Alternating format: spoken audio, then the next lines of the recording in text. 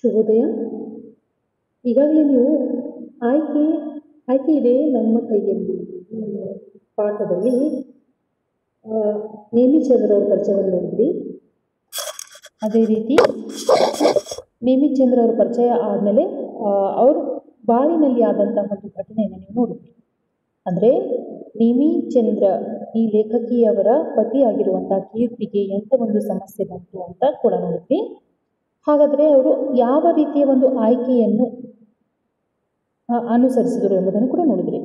ಅಂದರೆ ಆಯ್ಕೆ ಇರುತ್ತೆ, ನಿಮ್ಮ ಮುಂದೆ ಆಯ್ಕೆ ಎರಡೆರಡು ಆಯ್ಕೆ ಇರ್ತದೆ, ಬಟ್ ಸರಿಯಾದ ಆಯ್ಕೆಯನ್ನು ನೀವೇನು ಮಾಡಬೇಕು, ಚೂಸ್ ಮಾಡಬೇಕು. ಆಯ್ಕೆ ಇದೆ ನಮ್ಮ ಕೈಯಲ್ಲಿ, ನಾವು ಯಾವ ರೀತಿ ಆಯ್ಕೆಯನ್ನು ನಾವು ಸೆಲೆಕ್ಟ್ ಮಾಡ್ತೀವೋ ಅದೇ ರೀತಿ ನಮ್ಮ ಜೀವನ ಆಗುತ್ತೆ ಅಂತ ಇಲ್ಲಿ ಹೇಳಿದ್ರು.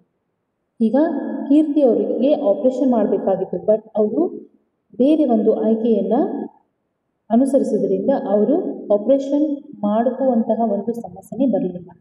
ಈ ರೀತಿ ಅನೇಕ ಆಯ್ಕೆಗಳು ನಿಮ್ಮ ಮುಂದೆ ಇದೆ, ಆದರೆ ಆ ಆಯ್ಕೆಯಲ್ಲಿ ಸರಿಯಾದದನ್ನು ನಾವೇನು ಮಾಡಬೇಕು, ಚೂಸ್ ಮಾಡಬೇಕು. ಅದು ಈ ಒಂದು ಪಾಠದ ಉದ್ದೇಶವಾಗಿದೆ. ಅಂದರೆ ಆಯ್ಕೆ ಇದೆ ನಮ್ಮ ಕೈಯಲ್ಲಿ, ನಾವು ಯಾವ ರೀತಿ ಆಯ್ಕೆಯನ್ನು ನಾವು ಸೆಲೆಕ್ಟ್ ಮಾಡ್ತೀವೋ ಅದೇ ರೀತಿ ಏನಾಗುತ್ತೆ, ನಮ್ಮ ಜೀವನ ಸರಿ ಹೋಗುತ್ತೆ ಎಂಬುದನ್ನು ನೋಡ್ತೀವಿ. ಇಲ್ಲಿ ಆಲ್ರೆಡಿ ಒಂದು ಕಥೆಯನ್ನು ನೀವು ನೋಡಿದ್ವಿ. ಇಲ್ಲಿ ಅದೃಷ್ಟ ದುರಾದೃಷ್ಟ ಈ ರೀತಿ ಯಾವುದೇ ಇರೋದಿಲ್ಲ. ಅದರಿಂದ ನಾವು ಏನು ಮಾಡಬೇಕು ಅಂದರೆ ಅದೃಷ್ಟ ದುರಾದೃಷ್ಟ ಅಂತ ಇರುವುದೇ ಇಲ್ಲ ಅಂತ ಹೇಳ್ತಾ ಇದ್ದಾರೆ ಈ ರೀತಿ. ಇಲ್ಲಿ ಅಂದರೆ ಒಳ್ಳೆಯದಾದರೆ ಅದೃಷ್ಟವಂತ, ಕೆಟ್ಟದಾದರೆ ದುರಾದೃಷ್ಟವಂತ ಅಂತ ಹೇಳ್ತೀವಿ. ಬಟ್ ಅದೃಷ್ಟ ಮತ್ತು ದುರಾದೃಷ್ಟ ಇಲ್ಲವೇ ಇಲ್ಲ, ಆಯ್ಕೆ ಇರೋದು ನಿಮ್ಮ ಕೈಯಲ್ಲಿ. ಅದನ್ನು ಕಷ್ಟಪಟ್ಟು ನೀವು ಕಂಪ್ಲೀಟ್ ಮಾಡಿದ್ದೇ ಆಗಿದ್ದರೆ ನೀವು ಅದೃಷ್ಟವಂತರೇ ಆಗಿರುತ್ತೀರಿ ಅಂತ ಹೇಳ್ತಾ ಇದ್ದಾರೆ ಲೇಖಕಿ. ಹಾಗಾದರೆ ಈ ಒಂದು ಎರಡನೇ ಕಥೆಯಲ್ಲಿ ಏನಿದೆ, ಇದರಲ್ಲಿ ಯಾರ ಬಗ್ಗೆ ಇದೆ ಎಂಬುದನ್ನು ನೋಡೋಣ. ಈಗ ನೋಡ್ರಿ, ಅದೃಷ್ಟ ಆಯ್ಕೆ ಪ್ರಶ್ನೆ ಬಂದಾಗ ನನಗೆ ಸೀತಾ ಜ್ಞಾಪಕಕ್ಕೆ ಬರುತ್ತಾಳೆ. ನೋಡ್ರಿ, ಅದೃಷ್ಟ ಆಯ್ಕೆ ಪ್ರಶ್ನೆ ಅಂತ ಇವು ಬಂದಾಗ ಸೀತಾ ಜ್ಞಾಪಕಕ್ಕೆ ಬರ್ತಾಳಂತೆ. ಓಕೆ, ನೋಡ್ರಿ ಲೇಖಕಿ ಏನು ಹೇಳ್ತಾರೆ, ನಾನು ಮೈಸೂರಿನಲ್ಲಿ ಹೈಸ್ಕೂಲ್ ಓದುತ್ತಿರುವಾಗ ಪರಿಚಯವಾದವರು. ಈ ಸೀತಾ ಎಂಬ ಹುಡುಗಿ ಲೇಖಕಿಯವರಿಗೆ ಹೈಸ್ಕೂಲ್ನಲ್ಲಿ ಓದ್ತಾ ಇರಬೇಕಾದ್ರೆ ಪರಿಚಯ ಆಗಿದ್ದವರಾಗಿದ್ದು ಇಲ್ಲಿ ಲೇಖಕಿಗೆ ಸೀತಾ ಎಂಬವರು. ನಮ್ಮ ತಂದೆ ಮತ್ತು ಆಕೆಯ ತಂದೆ ಇಬ್ಬರು ಕಾಲೇಜ್ ಪ್ರಾಧ್ಯಾಪಕರಾಗಿದ್ದರು. ನೋಡ್ರಿ, ಅಂದರೆ ಈ ಲೇಖಕಿ ನೇಮಿಚಂದ್ರ ಅವರ ತಂದೆ ಮತ್ತು ಸೀತಾ ಅವರ ತಂದೆ ಇಬ್ಬರು ಕೂಡ ಪ್ರಾಧ್ಯಾಪಕರಾಗಿದ್ದರು ಕಾಲೇಜಿನಲ್ಲಿ. ಹಾಗಾಗಿ ನಮ್ಮ ಮನೆಗಳ ನಡುವೆ ಸ್ನೇಹ ಮೂಡಿತ್ತು. ಹಾಗಾಗಿ ಇಬ್ಬರ ಮಧ್ಯದಲ್ಲಿ ಒಂದು ಸ್ನೇಹ ಸಂಬಂಧ ಆಯಿತು ಅಂತ ಹೇಳ್ತಾ ಇದ್ದಾರೆ. ನಮ್ಮಿಬ್ಬರ ಮನೆಯಲ್ಲೂ ಗಂಡು ಹೆಣ್ಣು ಭೇದವಿಲ್ಲದೆ ಎಷ್ಟು ಬೇಕಾದರೂ ಓದಿಸಲು ಸಿದ್ಧರಿದ್ದ ಅಪ್ಪಂದಿರು. ನೋಡ್ರಿ, ಅಪ್ಪಂದಿರು ಖುದ್ದಾಗಿ ಪ್ರಾಧ್ಯಾಪಕರಾಗಿರುವುದರಿಂದ ಸೀತಾ ಮನೆಯಲ್ಲೂ ಅವಳನ್ನು ತುಂಬ ನಿಮಗೆ ಎಷ್ಟು ಬೇಕಷ್ಟು ಓದಿ ಅಂತಿದ್ರು. ನೇಮಿಚಂದ್ರ ಅವರ ಮನೆಯಲ್ಲೂ ಕೂಡ ನಿನಗೆ ಎಷ್ಟು ಬೇಕು ಅಷ್ಟು ಓದಮ್ಮ ಅಂತ ಹೇಳ್ತಾ ಇದ್ರು. ಅವರ ಅಪ್ಪಂದಿರು ಕೂಡ ಹೆಣ್ಮಕ್ಕಳು ಗಂಡ್ಮಕ್ಕಳು ಅಂತ ಯಾವ ಭೇದ ಭಾವ ಇಲ್ಲದೆ ಇಬ್ಬರನ್ನು ಓದಿಸೋಕ್ಕೆ ರೆಡಿ ಇದ್ರು. ಹೈಸ್ಕೂಲ್ನಿಂದಲೇ ಇಂಜಿನಿಯರ್ ಆಗಬೇಕೆಂದು ಹಠ ಹಿಡಿದು ನಾನು ಓದತೊಡಗಿದ್ದೆ. ನೋಡ್ರಿ, ನೇಮಿಚಂದ್ರ ಅವರು ಹೈಸ್ಕೂಲ್ನಲ್ಲಿ ಇರಬೇಕಾದ್ರೇ ನಾನು ಇಂಜಿನಿಯರ್ ಆಗಬೇಕಂತ ಮನಸ್ಸಲ್ಲಿ ಇಟ್ಕೊಂಡಿದ್ರಂತೆ. ಅದೇ ರೀತಿ ಓದನ್ನು ಸ್ಟಾರ್ಟ್ ಮಾಡ್ತಾರೆ. ಸೀತಾ ಮಾತ್ರ ಓದಿನಲ್ಲಿ ಆಸಕ್ತಿ ತೋರಿಸಲಿಲ್ಲ. ನೋಡಿ, ಸೀತಾ ತಂದೆ ಕೂಡ ಅವಳನ್ನು ತುಂಬ ಓದಿಸ್ಬೇಕು ಅಂತ ತುಂಬನೇ ಹಂಬಲ ಇತ್ತು ಅವರಲ್ಲಿ. ಆದರೆ ಅವಳಿಗೆ ಓದಿನಲ್ಲಿ ಆಸಕ್ತಿ ಇರಲಿಲ್ಲ. ಓದಬೇಕು, ನಾನು ಚೆನ್ನಾಗಿ ಓದಬೇಕಂತು ಅದರಲ್ಲಿ ಒಂಚೂರು ಆಸಕ್ತಿ ಅವಳಿಗಿರಲಿಲ್ಲ.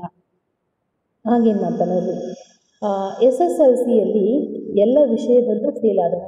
10th SSLC ಎಕ್ಸಾಮಲ್ಲಿ ಸೀತಾ ಏನು ಮಾಡ್ತಾಳಪ್ಪ ಅಂತಂದರೆ ಎಲ್ಲ ವಿಷಯದಲ್ಲಿ ಕೂಡ ಫೇಲ್ ಆಗ್ತಾಳೆ, ಯಾವುದು ಒಂದರಲ್ಲೂ ಕೂಡ ಪಾಸ್ ಆಗಲ್ಲ. ಆಗೇನಾಗುತ್ತೆ ನೋಡ್ರಿ, ಮತ್ತೊಮ್ಮೆ ಕಟ್ಟುವ ತಾಪತ್ರಯಕ್ಕೆ ಹೋಗಲಿಲ್ಲ.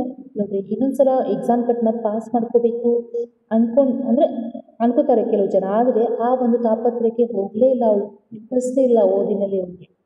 ಸದಾ ಯಾರಾದರೂ ಗೆಳತಿಯನ್ನು ಜೊತೆ ಮಾಡಿಕೊಂಡು ಮಾರ್ಕೆಟ್ ಸಿನಿಮಾ ಎಂದು ಸುತ್ತುವಳು. ಏನು ಮಾಡ್ತಾ ಇದ್ಲಪ್ಪ ಅಂತಂದರೆ ಯಾವಾಗಲೂ ಗೆಳೆಯರ ಜೊತೆಯಲ್ಲಿ ಸೇರಿಕೊಂಡು ಸಿನಿಮಾಗೆ ಹೋಗೋದು, ಮಾರ್ಕೆಟ್ ಹೋಗೋದು, ಈ ರೀತಿ ಮಾಡ್ತಾ ಇದ್ಲು ಸೀತಾ ಎಂಬ ಹುಡುಗಿ. ವರ್ಷಗಳು ಉರುಳಿದವು. ನೋಡ್ರಿ, ವರ್ಷ ಕಳೆದು ಹೋಯಿತು. ನಾನು ಸಂಶೋಧನೆಗೆಂದು ಬೆಂಗಳೂರಿನ ಟಾಟಾ ಇನ್ಸ್ಟಿಟ್ಯೂಟ್ಗೆ ಬಂದೆ. ನೋಡ್ರಿ, ಸಂಶೋಧನೆ ಅಂತಂದರೆ ರಿಸರ್ಚ್ ಮಾಡೋಕ್ಕಂತಹ ನೇಮಿಚಂದ್ರ ಅವ್ರು ಏನು ಮಾಡ್ತಾರಪ್ಪ ಅಂದರೆ ಬೆಂಗಳೂರಿಗೆ ಬರ್ತಾರೆ. ಟಾಟಾ ಇನ್ಸ್ಟಿಟ್ಯೂಟ್ ಅಂತ ಇರುತ್ತೆ, ಅಲ್ಲಿಗೆ ಬರ್ತಾರೆ ಅವರು. ಸೀತಾ ವಿವಾಹವಾಗಿ ಬೆಂಗಳೂರು ಸೇರಿದರು. ಆಗ ಸೀತಾಗೆ ಮದುವೆ ಆಗಿ, ಸೀತಾನ ಮದುವೆ ಮಾಡಿಬಿಟ್ಟಿದ್ರು. ಅವಳು ಕೂಡ ಬೆಂಗಳೂರಿನಲ್ಲಿ ಇದ್ದಂತೆ ನೋಡಿ. ಸೀತಾ ತುಂಬ ಸುಂದರವಾದ ಹುಡುಗಿ, ತುಂಬಾ ಸುಂದರವಾಗಿದ್ಲು ಸೀತಾ ಎಂಬ ಹುಡುಗಿ. ಅವಳ ಫ್ರೆಂಡ್ ಆಗಿದ್ನಲ್ಲ, ನೇಮಿಚಂದ್ರ ಅವ್ರ ಫ್ರೆಂಡ್ ಆಗಿದ್ರು ಅವರು. ತುಂಬಾ ಸುಂದರವಾದ ಹುಡುಗಿ. ಆದರೆ ಹುಡುಗಿಗೆ ಒಂದು ಡಿಗ್ರಿ ಆದರೂ ಆಗಿರಬೇಕು. ಆದರೆ ಹುಡುಗಿಗೆ ಒಂದು ಡಿಗ್ರಿ ಆದರೂ ಬೇಕಲ್ವಾ, ಹೌದಾ? ಅಂದರೆ ಚೆನ್ನಾಗಿ ಓದಬೇಕು, ಒಂದು ಡಿಗ್ರಿ ಆದರೂ ಪಡಿಬೇಕಲ್ವಾ. ಸುಂದರವಾದ ಹುಡುಗಿ ಇದ್ದಾಳೆ ಓಕೆ, ಆದರೆ ಒಂದು ಡಿಗ್ರಿ ಆದರೂ ಆಗಿರಬೇಕು ಎಂದು ಬಯಸುವ ಕಾಲದಲ್ಲಿ, ಈಗ ಜನ ಏನು ಬಯಸ್ತಾರೆ, ಸುಂದರವಾಗಿದ್ದರೂ ಕೂಡ ಒಂದು ಡಿಗ್ರಿ ಆದರೂ ಆಗಿರಬೇಕು ಅಥವಾ ಸೆಕೆಂಡ್ ಇಯರ್ ಆದರೂ ಆಗಿರಬೇಕು ಹುಡುಗಿಗೆ ಅಂತ ಅಂತಾರೆ. ಆದರೆ ಇಂಥ ಒಂದು ಕಾಲದಲ್ಲಿ ಚೆನ್ನಾಗಿ ಓದಿದ ಕೈ ತುಂಬ ಸಂಬಳ ತರುವ ಹುಡುಗ ಸಿಗುವುದು ಕಷ್ಟವಾಯಿತು ನೋಡ್ರಿ. ಇಂಥ ಒಂದು ಕಾಲದಾಗ ಸುಂದರವಾಗಿದ್ಲು, ಬಟ್ ಚೆನ್ನಾಗಿ ಓದಿರೋದು, ಜಾಬ್ ಚೆನ್ನಾಗಿದ್ದರೆ ಒಳ್ಳೆ ಎಜುಕೇಷನ್ ಆಗಿರೋ ಹುಡುಗಿನ ಬಯಸ್ತಾರೆ, ಹೌದಾ? ಅದೇ ರೀತಿ ಚೆನ್ನಾಗಿ ಓದಿದಂತಹ ಕೈ ತುಂಬ ಸಂಬಳವನ್ನು ತರುವಂತಹ ಹುಡುಗ ಸಿಗುವುದು ಕಷ್ಟನೇ ಆಗಿತ್ತು. ಓಕೆ, ಸೀತಾಗೆ ಗಂಡನ ಮನೆಗೆ ಹೊಂದಿಕೊಳ್ಳಲು ಆಗಲೇ ಇಲ್ಲ. ಅಂದರೆ ಕಷ್ಟಕ್ಕಷ್ಟೇ ಒಂದು ಜೀವನ ಅವಳಿಗಿತ್ತು. ಆ ಗಂಡನ ಮನೆಯಲ್ಲಿ ಅವಳಿಗೆ ಹೊಂದ್ಕೊಳ್ಳೋಕ್ಕೆ ಆಗಲ್ಲ. ಹಾಗೇನಾಗಿತ್ತು, ಇಷ್ಟು ಸಣ್ಣ ಮನೆ ಅಂದರೆ ಚಿಕ್ಕದಾದ ಮನೆ ಇತ್ತು ಅವ್ರಿಗೆ. ಜಾಸ್ತಿ ಸಂಬಳ ತರೋರು ಅಂದರೆ ತುಂಬ ಚೆನ್ನಾಗಿ ಎಜುಕೇಷನನ್ನು ಬಯಸ್ತಾರೆ ಈ ಕಾಲದಲ್ಲಿ. ಆದರೆ ಇವರಿಗೆ ಅಷ್ಟಕ್ಕಷ್ಟೇ ಸ್ವಲ್ಪ ಸಂಬಳ ಇರುವಂತಹ ಒಬ್ಬ ವ್ಯಕ್ತಿ ಸಿಕ್ಕಿರ್ತಾನೆ. ಬಟ್ ಅಂತಹ ಮನೆಯಲ್ಲಿ ಹೊಂದ್ಕೊಳ್ಳೋಕ್ಕೆ ಸೀತಾಗ ಆಗ್ತಾ ಇರಲಿಲ್ಲ. ತುಂಬ ಚಿಕ್ಕ ಮನೆ ಅಂತ ಹೇಳ್ತಾ ಇದ್ಲು. ಆಮೇಲೆ ಅದಿಲ್ಲ ಇದಿಲ್ಲ, ನಮ್ಮ ಮನೆ ಮೈಸೂರಿನಲ್ಲಿ ಹೇಗಿತ್ತು ಅಂತೆಲ್ಲ ಸುಮ್ಮನೆ ಹೇಳ್ತಾ ಇದ್ಲು. ಈ ಮನೆಯಲ್ಲಿ ಅದಿಲ್ಲ ಇದಿಲ್ಲ, ನಮ್ಮ ಮನೆ ಮೈಸೂರಿನಲ್ಲಿರುವಂಥ ಮನೆ ನಮಗೆ ಹೇಗಿತ್ತು, ದೂರು ಹಿಡಿದು ವಾರಕ್ಕೆ ನನ್ನನ್ನು ಹುಡುಕಿ ನೋಡ್ರಿ, ಇನ್ಸ್ಟಿಟ್ಯೂಟಿಗೆ ಬಂದಿದ್ದು ನೋಡ್ರಿ. ಸ್ವಲ್ಪ ದೂರ ಅಂದರೆ ಏನೋ ಅಲ್ಪ ಸ್ವಲ್ಪ ಜಾಗ ಆದರೂ ಕೂಡ ಇವಳನ್ನು ಹುಡ್ಕೊಂಡು ಎಲ್ಲಿ ಬರ್ತಾ ಇಲ್ಲಪ್ಪ ಅಂದರೆ ಅಲ್ಲಿ ಮೈಸೂರು ಅಂದರೆ ಇನ್ಸ್ಟಿಟ್ಯೂಟ್ ಏನಿತ್ತಲ್ಲ ಬೆಂಗಳೂರಲ್ಲಿ, ಅಲ್ಲಿಗೆ ಬರ್ತಾ ಇದ್ಲು ನೇಮಿಚಂದ್ರ ಅವ್ರನ್ನ ಹುಡ್ಕೊಂಡು. ಯಾಕಂದರೆ ಅವಳ ಫ್ರೆಂಡ್ ಆಗಿದ್ಲಲ್ಲ, ಹಾಗಾಗಿ. ಸುಮ್ಮನೆ ದೂರು ಹೇಳ್ತಾ ಕೂರೋ ಬದಲು ನೀನೇನಾದರೂ ಮಾಡು ನೋಡ್ರಿ. ಸುಮ್ಮನೆ ನಿನ್ನ ಗಂಡನ ಬಗ್ಗೆ, ನಿಮ್ಮ ಮನೆ ಬಗ್ಗೆ ದೂರನ್ನು ಹೇಳ್ತಾ ಕೂಡಿರುವ ಬದಲು, ಏನಾದರೂ ಬಂದು ಹೇಳೋದ್ರ ಬದಲು ನೀನೇ ಏನಾದರೂ ಮಾಡು ಅಂತ ಹೇಳಿದ್ಲಂತೆ ಅವರು. ನೇಮಿಚಂದ್ರ ಸೀತಾಗೆ ಹೇಳ್ತಾಳೆ, SSLC ಕಟ್ಟು, ಟೈಪಿಂಗ್ ಏನಾದರೂ ಕಲಿ ನೋಡ್ರಿ. ಏನಂತಾರೆ, SSLC ಪಾಸ್ ಮಾಡ್ಕೊ ಅಂತ ಹೇಳ್ತಾಳೆ ನೇಮಿಚಂದ್ರ ಸೀತಾಗೆ. ಇಲ್ಲಾಂದರೆ ಟೈಪಿಂಗ್ ವರ್ಕ್ ಆದರೂ ಕಲಿ, ಏನಾದರೂ ಟೈಪಿಂಗ್ ಮಾಡೋಕ್ಕೆ ಹೋಗ್ಬೋದು ನೀನು ಅಂತ ಹೇಳ್ತಾಳೆ. 100 ದಾರಿಗಳಿದ್ದರೂ ಅವೆಲ್ಲ ಸೀತಾಗೆ ಬಲು ಪ್ರಯಾಸದಾಗಿದೆ ನೋಡ್ರಿ. 100 ದಾರಿಗಳಿದ್ದಾವೆ, ಬಟ್ ಸೀತಾಗೆ ಅವು ಬಲು ಪ್ರಯಾಸದಾಗಿ ಅಂದರೆ ತುಂಬಾ ತ್ರಾಸ ಮಾಡುವಂಥ, ತುಂಬಾ ಕಷ್ಟಪಡುವಂಥ ಕೆಲಸ ಅನಿಸ್ತಾ ಇತ್ತು. ಬಲು ನಿಧಾನದಾಗಿ ಕಾಣುತ್ತಿತ್ತು. ತುಂಬ ನಿಧಾನವಾಗಿ ಇದೆಲ್ಲ ಮಾಡಬೇಕಾದ್ರೆ ತುಂಬ ಟೈಮ್ ಆಗುತ್ತೆ ಅಂತ ಅನಿಸ್ತಾ ಇತ್ತು ಅವನಿಗೆ. ತಟ್ಟನೆ ಎಲ್ಲ ಸರಿ ಹೋಗಬಿಡಬೇಕು ಎಂದು ಬಯಸುತ್ತಿದ್ದು. ತಟ್ಟಂತ ಎಲ್ಲ ಸರಿ ಹೋಗಬೇಕು, ತಟ್ಟಂತ ಹಣ ಬರಬೇಕು, ತಟ್ಟಂತ ದೊಡ್ಡ ಬಿಲ್ಡಿಂಗ್ ಬರಬೇಕು, ಈ ಥರ ಬಯಸ್ತಾ ಇದ್ರು ಸೀತಾ ಎಂಬುವರಿಗೆ. ಕೈ ತುಂಬ ಸಂಪಾದಿಸಿ ತಂದು ಹಾಕಿ ಹೆಂಡತಿನ ಚೆನ್ನಾಗಿ ಇಟ್ಟುಕೊಳ್ಳುವುದು ಗಂಡನ ಜವಾಬ್ದಾರಿ. ಏನು ಹೇಳ್ತಿದ್ದಪ್ಪ ಅಂತಂದರೆ, ಕೈ ತುಂಬ ಸಂಪಾದಿಸಿ, ಹಣ ಸಂಪಾದಿಸಿ ಹೆಂಡತಿಯನ್ನು ಚೆನ್ನಾಗಿ ಇಟ್ಕೊಳ್ಳುವುದು ಗಂಡನ ಜವಾಬ್ದಾರಿ ಬಗ್ಗೆ ಹೇಳ್ತಾ ಇದ್ದಂತೆ ಎಂದು ಬಲವಾಗಿ ನಂಬಿದ ಈ ಹುಡುಗಿ ಸೀತಾ ಏನು ನಂಬಿದ್ದು, ಗಂಡನ ಕರ್ತವ್ಯ, ಗಂಡನ ಜವಾಬ್ದಾರಿ ಏನಾಗಿದೆಯಪ್ಪ ಅಂತಂದರೆ ಹೆಂಡತಿಯನ್ನು ಚೆನ್ನಾಗಿ ನೋಡ್ಕೊಳ್ಳೋದು, ಕೈ ತುಂಬ ಸಂಬಳವನ್ನು ತಗೊಳ್ಬೋದು ಆಗಿತ್ತು. ಇದು ಗಂಡನ ಜವಾಬ್ದಾರಿ. ಆದರೆ ಇಲ್ಲಿ ಏನಪ್ಪ ಅಂತಂದರೆ ತುಂಬಾ ಈ ಥರ ನಂಬಿದ್ದು, ಗಂಡ ನನ್ನ ಚೆನ್ನಾಗಿ ನೋಡ್ಕೋತಾನೆ, ಕೈ ತುಂಬ ಸಂಬಳ ತರ್ತಾನೆ, ಹೀಗೆ ನಂಬಿರುವಂಥ ಹುಡುಗಿಯಾಗಿದ್ದು ಸೀತಾ. ತನ್ನ ಕಿರು ಬೆರಳನ್ನು ಎತ್ತಲು ಸಿದ್ಧವಿರಲಿಲ್ಲ ನೋಡಿ. ತನ್ನ ಕಿರು ಬೆರಳು ಒಂಚೂರು ಕೆಲಸ ಮಾಡಿಕೊಳ್ಳಲು ಸಿದ್ಧವಾಗಿರಲಿಲ್ಲ ಅಂತ. ಇರುವುದು ಆಕೆಗೆ ಸಾಲುತ್ತಿರಲಿಲ್ಲ. ಎಷ್ಟಿದೆಯೋ ಅಷ್ಟು ಅವಳಿಗೆ ಚೂರು ಸಾಲ್ತಾ ಇರಲಿಲ್ಲ. ಅವ್ರ ಗಂಡನ ಸಂಬಳ ಅವ್ಳಿಗೊಂಚೂರು ಸಾಲ್ತಾನೆ ಇರಲಿಲ್ಲ. ಬೇಕು ಅಂದದ್ದನ್ನು ದುಡಿದು ಗಳಿಸಲು ಸಿದ್ಧವಿರಲಿಲ್ಲ ನೋಡಿ. ನೀನು ಬೇಕಂದರೆ ನೀನು ದುಡಿದು ಗಳಿಸ್ಬೇಕು, ಅದಕ್ಕೆ ಸಿದ್ಧಿರಲಿಲ್ಲ. ಆದರೆ ಏನಾದರೂ ಉದ್ಯೋಗ ಮಾಡು, ಏನಾದರೂ ಕೆಲಸ ಮಾಡು ಅಂದರೆ ಅದಕ್ಕೆ ಒಪ್ಕೋತಾ ಇರಲಿಲ್ಲ. ಬಟ್ ಹಣ ಮಾತ್ರ ಜಾಸ್ತಿ ಬೇಕು, ಖರ್ಚು ಮಾಡಬೇಕು, ಹೀಗೆ ಅನ್ನಿಸ್ತಾ ಇದ್ದಳು ನನಗೆ. ಕಾಲ ಸರಿಯಿತು. ಕೆಲವು ದಿನಗಳ ಕಾಲ ಹಾಗೆ ಕಳೀತು. ನನ್ನ ಸಂಶೋಧನೆ ಮುಗಿದು ಕೆಲಸ ಹಿಡಿದಿದ್ದೆ ನೋಡ್ರಿ. ಅವಳು ಸಂಶೋಧನೆ ರಿಸರ್ಚ್ ಮಾಡೋಕ್ಕಂತ ಹೋಗಿದ್ರು ನೇಮಿಚಂದ್ರಾಗಿ. ಅದು ಸಂಶೋಧನೆ ರಿಸರ್ಚ್ ಮುಗಿತು, ಅವರಿಗೆ ಜಾಬ್ ಸಿಕ್ತಲ್ಲು ಅಲ್ಲೇ. ಆಮೇಲೆ ಬಾಡಿಗೆ ಮನೆಯಲ್ಲಿ ರೋಸಿ ಬ್ಯಾಂಕ್ ಸಾಲ ಪಡೆದು ಸಣ್ಣ ಪ್ಲಾಟ್ ಕೊಂಡಿದ್ದೆ ನೋಡ್ರಿ. ಅಲ್ಲಿ ಬಾಡಿಗೆ ಮನೆ, ಇಲ್ಲಿ ರೋಸಿ ಅಂದರೆ ಬಾಡಿಗೆ ಮನೇಲಿ ಇಟ್ಕೊಂಡು ಅಲ್ಲಿ ಒಂದು ಬ್ಯಾಂಕ್ ಸಾಲ ಪಡೆದು ಒಂದು ಪ್ಲಾಟನ್ನು ತಗೊಂಡಿದ್ದರಂತೆ ನೇಮಿಚಂದ್ರ ಅವರು. ಒಂದು ದಿನ ಮನೆಗೆ ಬಂದು ಸೀತಾ, ನೀನು ಬಿಡೆ ತುಂಬ ಅದೃಷ್ಟವಂತೆ ಎಂದು ಹಲುಬಿದಳು. ನೋಡ್ರಿ, ಮತ್ತೊಂದ್ಸಲ ಮನೆಗೆ ಬರ್ತಾಳೆ ನೇಮಿಚಂದ್ರ ಅವ್ರ ಮನೆಗೆ. ಅಂತಾಳೆ ಸೀತಾ, ಏನಂತ ಅಂತಾಳೆ, ನೀನು ಬಿಡೆ ತುಂಬಾ ಅದೃಷ್ಟವಂತ ಇದೆಯಾ ನೀನು ಅಂತ ಹೇಳ್ಬಿಡ್ತಾಳೆ ನೇಮಿಚಂದ್ರ ಅವರಿಗೆ. ಆಗ ಏನಾಗತ್ತೆ, ನೇಮಿಚಂದ್ರಿಗೆ ಆ ರೀತಿ ಹೇಳಿದ ತಕ್ಷಣವೇ ಹಲುಬಿದಳು ಅಂದರೆ ಹೇಳಿದ, ಆದ್ರೆ ಖಂಡಿತ ನಾನು ಅದೃಷ್ಟವಂತೆ ಕಣೆ. ನಮ್ಮ ಭಾರತದಲ್ಲಿ ಎಷ್ಟು ಜನ ಹೆಣ್ಣು ಮಕ್ಕಳಿಗೆ ನೋಡ್ರಿ, ಹೆಣ್ಣು ಮಕ್ಕಳಿಗೆ ಓದೋ ಅವಕಾಶ ಸಿಗುತ್ತೆ ಹೇಳು. ನೋಡ್ರಿ ಏನಂತ ಹೇಳ್ತಾಳೆ ನೇಮಿಚಂದ್ರ. ಅವಾಗ ಲೇಖಕಿ ಏನಂತ ಹೇಳ್ತಾಳೆ ಅಂದರೆ, ಖಂಡಿತ ನಾನು ಅದೃಷ್ಟವಂತ ಕಣೆ, ಅಂದರೆ ತುಂಬಾ ಅದೃಷ್ಟವಂತೆ ನಾನು. ನಮ್ಮ ಭಾರತ ದೇಶದಲ್ಲಿ ಹೆಣ್ಣು ಮಕ್ಕಳಿಗೆ ಬರೀ ಕೆಲಸ ಮಾಡುವ ಅಡುಗೆ ಮನೆಯಲ್ಲಿ ಇರಬೇಕು ಅನ್ನುವ ಒಂದು ಸ್ಥಿತಿಯಲ್ಲಿ ಎಷ್ಟು ಜನ ಹೆಣ್ಣು ಮಕ್ಕಳಿಗೆ ಓದುವ ಒಂದು ಅವಕಾಶ ಸಿಗುತ್ತೆ ಹೇಳೋದ್ರಿಂದ, ಹಾಗಾಗಿ ನಾನು ಅದೃಷ್ಟವಂತೇನೆ ಅಂತ ಹೇಳ್ತಾರೆ.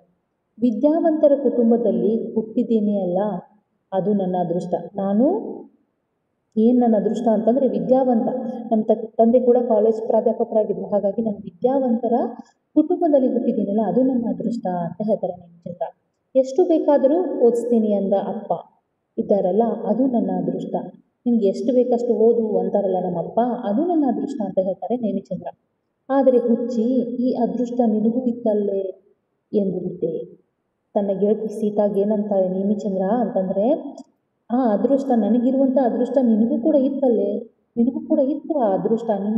ನಿಮ್ಮ ತಂದೆನೂ ಅಂದರೆ ತುಂಬಾ ವಿದ್ಯಾವಂತರಾಗಿದ್ದರು, ನಿಮ್ಮದು ವಿದ್ಯಾವಂತ ಕುಟುಂಬವಾಗಿತ್ತು, ನಿನಗೆ ಎಷ್ಟು ಬೇಕಂತ ಓದು ಅಂತ ಹೇಳ್ತಾ ಇದ್ರು, ಈ ಅದೃಷ್ಟ ನಿನಗೂ ಇರ್ತಾನೆ ಅಂತ ಕೇಳ್ತಾಳಂತೆ. ಅವಳಿಗೆ ನನ್ನ ಹೇಳಿಕೆ ಸರಿ ಕಾಣಲಿಲ್ಲ. ನೇಮಿಚಂದ್ರ ಏನು ಹೇಳ್ತಾ ಇದ್ರಲ್ಲ ಅದು ಸೀತಾಗೆ ಸರಿ ಅನಿಸ್ಲಿಲ್ಲ.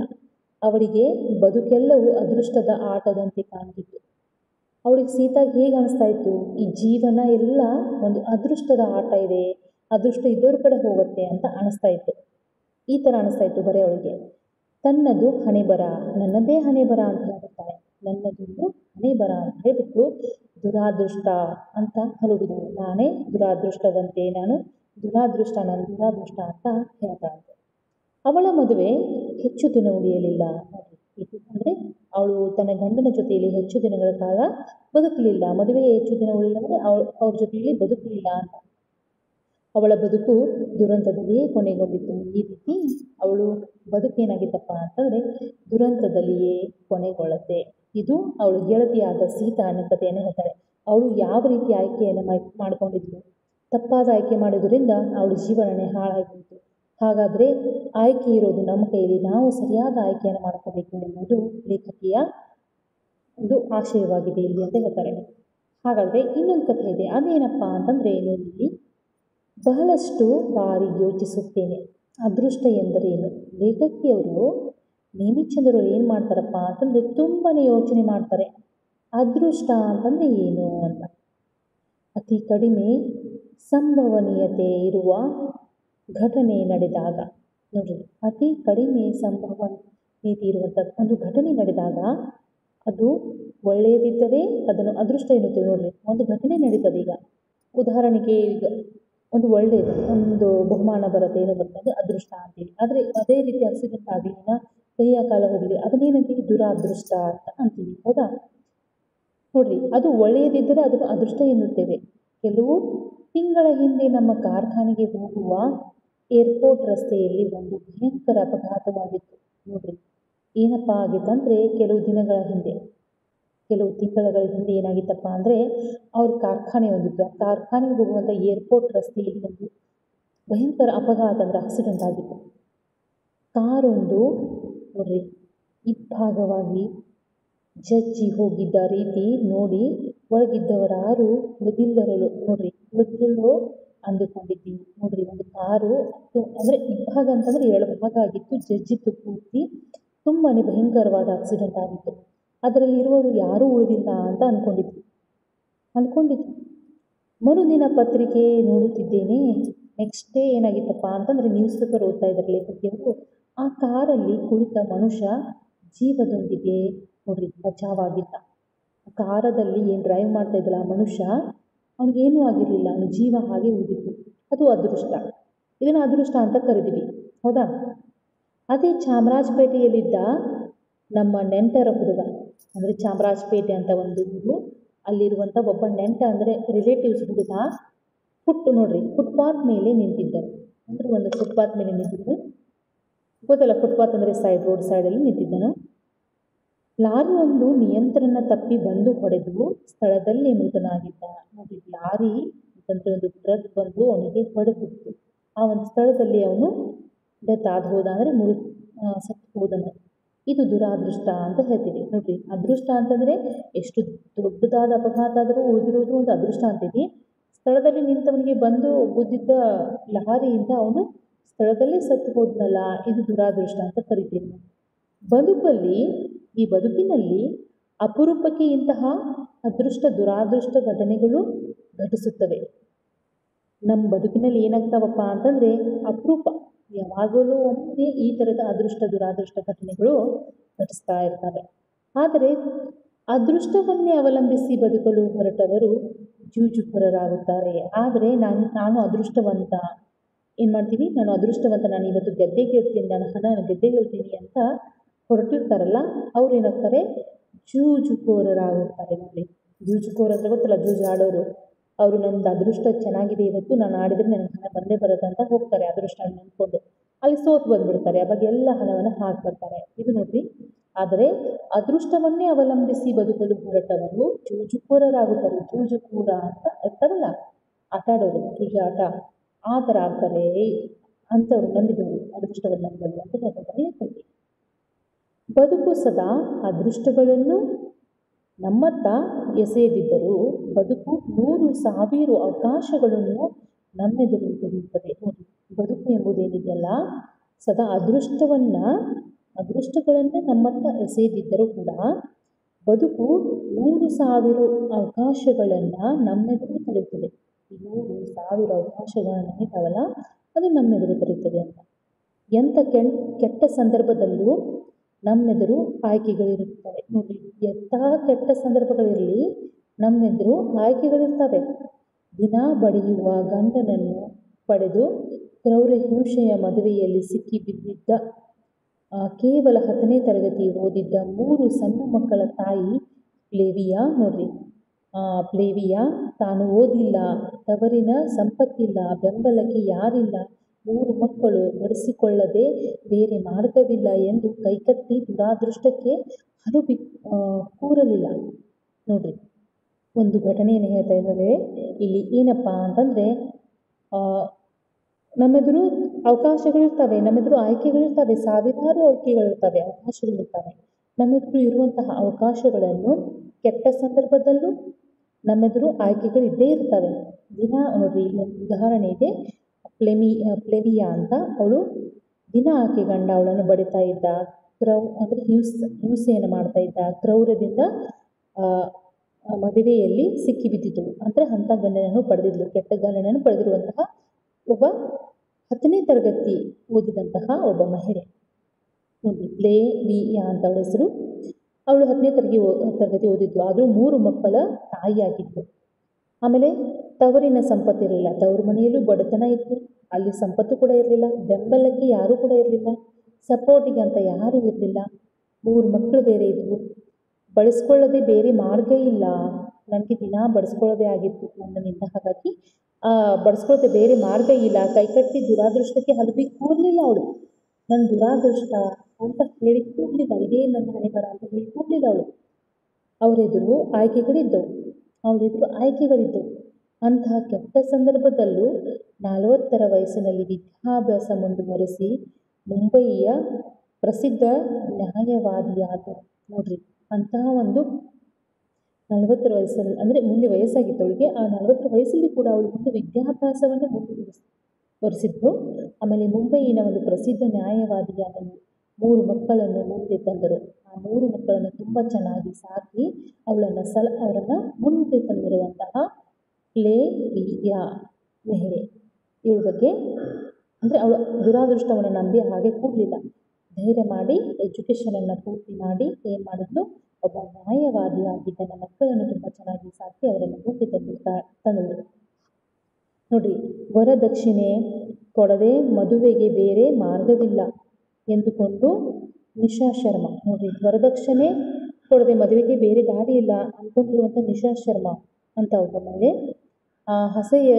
ಹಸೆಯೇರುವ ಸಮಯದಲ್ಲಾದರೂ ತನಗೆ ದುರಾಸೆಯ ಈ ಹುಡುಗನನ್ನು ನಿರಾಕರಿಸುವ ಆಯ್ಕೆ ಇದೆ ಎಂದು ಕಂಡುಕೊಂಡಳು. ನೋಡ್ರಿ, ಹಸೆ ಮನೆ ಅಂತಂದ್ರೆ ಗೊತ್ತಲ್ಲ, ಮದುವೆ ಮನೆ ಏನಿರುತ್ತಲ್ಲ ಅದು ಹಸೆ ಮನೆ ಆಗ್ತಿರ್ತಾರೆ ಅಂತಂದ್ರೆ ವರದಕ್ಷಿಣೆ ಕೊಟ್ಟರೆ ಮದುವೆ ಅಂತ ಹೇಳುವಂಥ ಈ ಹುಡುಗನನ್ನ ಮದುವೆ ಹಸೆ ಮನೆ ಏರಿದ ಮೇಲೂ ನಾನು ಆ ಒಂದು ದುರಾಸೆಯನ್ನು ಹೊಂದಿರುವಂತಹ ಹುಡುಗನು ನಿರಾಕರಿಸುವಂತಹ ಆಯ್ಕೆ ನನ್ನ ಕೈಯಲ್ಲಿದೆ ಅನ್ಕೊಂಡಿರುವಂತಹ ನಿಶಾ ಶರ್ಮಾನನ್ನು ನೋಡ್ಬೋದು ನೀವು. ಅದೇ ರೀತಿ ಬದುಕು ನಮ್ಮೆದುರು 100 ದಾರಿಗಳನ್ನು ತೆರೆದಿದೆ. ಬದುಕೇನಿದೆಯಲ್ಲ, ಈ ಬದುಕು ನಮ್ಮೆದುರಿಗೆ 100 ದಾರಿಗಳನ್ನ ತಂದಿದೆ. ನಮ್ಮಂತಹ ಬಹುಪಾಲು ಮಧ್ಯಮ ವರ್ಗದವರ ಎದುರು 100,000 ಆಯ್ಕೆಗಳಿವೆ ನೋಡಿ. ನಮ್ಮಂತಹ ಈ ಜನರ ಮುಂದೆ, ಬಹುಪಾಲ ಮಧ್ಯಮ ವರ್ಗದ ಜನರ ಮುಂದೆ 100,000 ಆಯ್ಕೆಗಳಿದ್ದಾವೆ. ಓದುವ ಆಯ್ಕೆ, ಜರ್ದಾ ಜಗಿಯದೆ ಇರುವ ಆಯ್ಕೆ, ಪ್ಲೇವಿನ್ ಚಟಕ್ಕೆ ಬೀಳದೆ ಆಯ್ಕೆ, ವರದಕ್ಷಿಣೆ ಇಲ್ಲದ ಮದುವೆಯಾಗುವ ಆಯ್ಕೆ, ಅಂತಹ ಪುಣ್ಯಾತ್ಮ ಸಿಗದಿದ್ದರೆ ಮದುವೆ ಆಗದೇ ಇರುವ ಆಯ್ಕೆ. ಬದುಕು ನಮ್ಮೆದುರು 100 ಅವಕಾಶಗಳನ್ನು ಇಟ್ಟಿದೆ ನೋಡ್ರಿ, ಬಳಸಿಕೊಳ್ಳಬೇಕಷ್ಟೇ. 100 ಹಾದಿಯನ್ನು ಹಾಸಿದೆ, ಎದ್ದು ನಡೆಯಬೇಕಷ್ಟೇ. ಏನಪ್ಪ ಹೇಳ್ತಾರೆ ಲೇಖಕಿಯವರು ಅಂತಂದರೆ, ನಮ್ಮೆದುರು 100 ದಾರಿಗಳಿದ್ದಾವೆ. ನಮ್ಮಂತಹ ಬಹುಪಾಲ ಮಧ್ಯಮ ವರ್ಗದವರ ಮುಂದೆ 1000 ಆಯ್ಕೆಗಳಿದ್ದಾವೆ. ಓದುವ ಆಯ್ಕೆ ಇರ್ಬೋದು, ಅಥವಾ ಜರ್ದಾ ಜಗಿಯುವಂತಹ ಆಯ್ಕೆ ಇರ್ಬೋದು, ಲೆವಿನ್ ಚಟಕ್ಕೆ ಬೀಳದೇ ಇರುವಂತಹ ಆಯ್ಕೆ ಇರ್ಬೋದು, ವರದಕ್ಷಿಣೆ ಇಲ್ಲದೆ ಮದುವೆ ಆಗುವಂತಹ ಆಯ್ಕೆ ಇರ್ಬೋದು. ಅಂತಹ ಪುಣ್ಯಾತ್ಮ ಅಂತಂದರೆ ವರದಕ್ಷಿಣೆ ಪಡೆಯದೇ ಮದುವೆಯಾಗುವಂಥ ಪುಣ್ಯಾತ್ಮ ಸಿಗದೆ ಹೋದರೆ ಹಾಗೆ ಇರುವಂತಹ ಆಯ್ಕೆ ಕೂಡ ಇರ್ಬೋದು. ಇವೆಲ್ಲ ಕೂಡ ನಮ್ಮ ಎದುರಿಗಿದ್ದಾವೆ. ನಾವೇನು ಮಾಡಬೇಕು? 100 ಹಾದಿಯನ್ನು ಹಾಸಿದೆ, ಎದ್ದು ನಡೆಯಬೇಕಷ್ಟೇ. ಈ ಒಂದು 100 ಅವಕಾಶಗಳನ್ನು ಮುಂದೆ ಬಳಸಿ ನಾವು ಇಟ್ಟಿದ್ದಾರೆ, ಅವುಗಳನ್ನು ಚೆನ್ನಾಗಿ ಬಳಸ್ಕೋಬೇಕಷ್ಟೇ ಅಂತ ಹೇಳಿ ಲೇಖಕಿಯವರು ಆಯ್ಕೆ ನಮ್ಮ ಕೈಯಲ್ಲಿದೆ, ನಾವು ಸರಿಯಾದ ಆಯ್ಕೆಯನ್ನು ಮಾಡಬೇಕು ಎಂಬುದನ್ನು ಇಲ್ಲಿ ಹೇಳಿದ್ದಾರೆ. ನಿಶಾ ಶರ್ಮಾ ಬಗ್ಗೆ ಹೇಳಬೇಕಂದ್ರೆ ಅವ್ರ ಬಗ್ಗೆ ಇಲ್ಲಿದೆ ನೋಡಿ ಟಿಪ್ಪಣಿಯಲ್ಲಿ. ನಿಶಾ ಶರ್ಮಾ ಅವರು ಇಂಜಿನಿಯರಿಂಗ್ ಓದಿ ಉದ್ಯೋಗದಲ್ಲಿದ್ದ ಒಂದು ಹುಡುಗಿ. ಆಕೆಗೆ ವಿವಾಹ ಒಂದು ನಿಶ್ಚಯವಾಗಿತ್ತು. ಅಸಾಧ್ಯ ಆಶಪೂರ್ವಕನಾಗಿರುವ ಗಂಡಿನ ವರದಕ್ಷಿಣೆ ಬೇಡಿಕೆಗಳೆಲ್ಲ ತಲೆದೂಗಿ 2 ವಾಷಿಂಗ್ ಮಷೀನ್, ಟಿವಿ, ಫ್ರಿಜ್ ಏನೆಲ್ಲವನ್ನು ನೀಡಿ ಮನೆಯವರು ಮದುವೆ ನಿಶ್ಚಯ ಮಾಡಿದರು. ಎಲ್ಲ ಕೂಡ ನೀಡಿ ಮದುವೆ ನಿಶ್ಚಯ ಮಾಡಿದರು. ಮದುವೆಯ ಮಂಟಪದಲ್ಲಿ ಗಂಡಿನ ಕಡೆಯವರು ಮತ್ತಷ್ಟು ವರದಕ್ಷಿಣೆಯನ್ನು ಕೇಳಿ ತಮ್ಮ ಮಿತಿ ಮೀರಿದ ದುರಾಸೆಯನ್ನು ಮೆರೆದಾಗ ನೋಡ್ರಿ, ಮದುವೆ ಮಂಟಪದಲ್ಲಿ ಮದುವೆ ದಿವಸ ಕೂಡ ಮತ್ತಷ್ಟು ವರದಕ್ಷಿಣೆ ಕೇಳಿ ಮಿತಿಯನ್ನು ಮೀರಿದಾಗ ನಿಶಾ ಪ್ರತಿಭಟಿಸಿ ತಾನು ವಿವಾಹ ಮಾಡಿಕೊಳ್ಳುವುದಿಲ್ಲ ಎಂದು ನಿರಾಕರಿಸಿ ಹೊರಬಂದು ಮುಂದೆ ಆಕೆಗೆ ಒಳ್ಳೆಯ ಸಂಬಂಧ ಕೂಡಿ ಬಂದು ವರದಕ್ಷಿಣೆ ಇಲ್ಲದೆ ವಿವಾಹವಾದನು. ಇದು ನಿಶಾ ಶರ್ಮಾ ಅವರ ಕಥೆ. ಆಲ್ರೆಡಿ ಹೇಳಿದೆ ಲೇವಿಯಾ ಅವರ ಕಥೆಯನ್ನು. ಲೇವಿಯಾ ಕನ್ನಡ ನೆಲದ ಹುಡುಗಿ. ಅವರನ್ನು ಓದಿಸಿದ್ದು SSLC ಮಾತ್ರ. ನಂತರ ಮದುವೆಯಾಗಿತ್ತು. ವಿವಾಹವಾದದೊಡನೆ ಪತಿಯೊಡನೆ ಮುಂಬೈಗೆ ಬಂದಿದ್ದರು. ಗಂಡನ ಬಡೆತದ ಕೌಟುಂಬಿಕ ಹಿಂಸೆಯಲ್ಲಿ ಅವರು ಛಿದ್ರವಾದರು. ಅವರಿಗೆ 3 ಮಕ್ಕಳು. ಕೌಟುಂಬಿಕ ಹಿಂಸೆ ನಮ್ಮ ಸಮಾಜದಲ್ಲಿ ಬಹಳಷ್ಟು ಬೆಳಕಿಗೆ ಬಾರದೆ ಸೆರಗಿನ ಮರೆಯಲ್ಲಿ ಬಿಗಿದ ತುಟಿಗಳ ಬಿಕ್ಕುಗಳಲ್ಲಿ ತಡೆದು ಮುಗಿಯುತ್ತದೆ. ಹೌದಾ? ಅದೇ ನನ್ನ ಹಣೆ ಬರ ಅಂತ ಹೇಳಿ ಕೂಡೋರು ತುಂಬ ಜನ ಇದ್ದಾರೆ ನಮ್ಮ ಸಮಾಜದಲ್ಲಿ. ಆದರೆ ಕ್ರೌರ್ಯ ತುಂಬಿದ ಗೃಹದಲ್ಲೇ ಕಡೆಯವರೆಗೂ ಉಳಿದು ತಮ್ಮೊಡನೆ ತಮ್ಮ ಧರ್ಮಕಥೆಯನ್ನು ನಿಗೂಢವಾಗಿ ಉಳಿಸಿ ಹೋಗುವವರೇ ಹೆಚ್ಚು. ಓಕೆ, ಈ ಥರದ ಅಂದರೆ ಏನೂ ಇದ್ರೂ ಕೂಡ ಸಹನೆ ಮಾಡಿ ಮುಂದೆ ಹೋಗೋದೇ ಜಾಸ್ತಿ ಇದ್ದಾರೆ. ಇಂಥ ಹಿಂಸೆಯ ಸಂಬಂಧವನ್ನು ಬದಿಗಿಟ್ಟು ಓದಿ ಉದ್ಯೋಗವಿಲ್ಲದಿದ್ದರೂ ಹೊರಬಂದು ತಮ್ಮ ಕಾಲ ಮೇಲೆ ನಿಂತು ಅಪರೂಪದ ದಿಟ್ಟ ಮಹಿಳೆ ಲೇವಿಯಾ ಅಂತ. ಲೇವಿಯಾ ತಮ್ಮ ಮಧ್ಯ ವಯಸ್ಸಿನಲ್ಲಿ ವಿದ್ಯಾಭ್ಯಾಸ ಮುಂದುವರಿಸಿದ್ದಾರೆ. ಓಕೆ, ಕಾನೂನಿನಂತಹ ಇಷ್ಟ ವಿಷಯವನ್ನು ಆಯ್ಕೆ ಹುದ್ದೆಗೆ ತಯಾರಾದರು.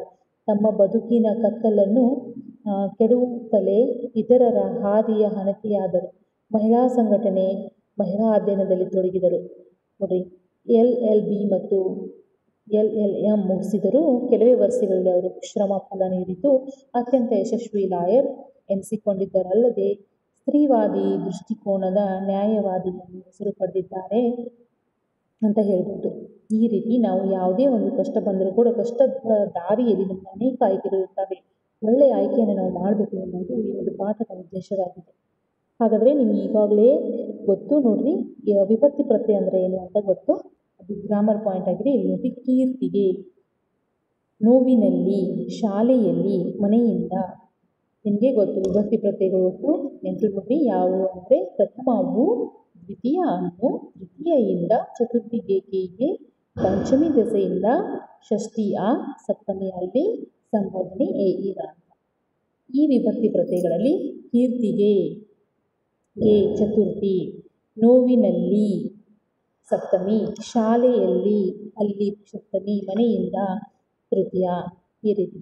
ಆಮೇಲೆ ಈ ಪಾಠವನ್ನು ಓದಿ ಈ ಪಾಠದಲ್ಲಿ ಬಂದಿರುವಂಥ ಅನ್ಯ ದೇಶೀಯ ಪದಗಳು ಯಾವುವು ಅನ್ನೋದನ್ನು ನೀವು ಕಂಡುಹಿಡಿಯಬೇಕಾಗತ್ತೆ. ಓಕೆ, ಇದು ಇಷ್ಟು ಈ ಪಾಠದ ಬಗ್ಗೆ. ಆಮೇಲೆ ನುಡಿಗಟ್ಟು ನೋಡ್ರಿ, ತಲೆ ಕೊಡುವು, ತಲೆ ದೂಗು, ತಲೆ ಬಾಗು, ತಲೆ ತಗ್ಗಿಸು, ಇವೆಲ್ಲ ಕೂಡ ನುಡಿಗಟ್ಟು. ತಲೆಗುಡುವು ಎಂದರೆ ನಿರಾಕರಿಸು ಅಂತ. ತಲೆ ದೂಗು ಎಂದರೆ ಮೆಚ್ಚುಗೆ ಅಥವಾ ಒಪ್ಪಿಗೆ ಸೂಚಿಸುವುದು ಅಂತ. ತಲೆಬಾಗು ಅಂತಂದರೆ ತಲೆಬಾಗಿ ನಮಸ್ಕರಿಸುವುದು ಅಂತ. ಓಕೆ, ಆನಂತರ ತಲೆ ತಗ್ಗಿಸುವುದು ಅಂತಂದರೆ ಅಪಮಾನ ಅನುಭವಿಸುವುದು, ತಲೆ ತಗ್ಗಿಸಿ ನಿಲ್ಲಿಸುವುದು ಅಂತ. ಈ ನುಡಿಗಟ್ಟುಗಳ ಅರ್ಥ ಕೂಡ ಇಲ್ಲೇ ಇದೆ. ಇವುಗಳನ್ನ ನೀವು ಅಭ್ಯಾಸ ಮಾಡಬೇಕಾಗುತ್ತೆ. ಓಕೆ, ಹಾಗಾದರೆ ನಾವು ಇನ್ನೊಂದು ಪಾಠವಾಗಿರುವಂತಹ ಒಂದು ದೊಡ್ಡ ಪಾಠದಲ್ಲಿ ಸೇರಿರುವಂಥ ಆ ಪಾಠದ ಪರಿಚಯವನ್ನು ನಾನು ನಿಮಗೆ ಮಾಡಿಕೊಡ್ತೀನಿ.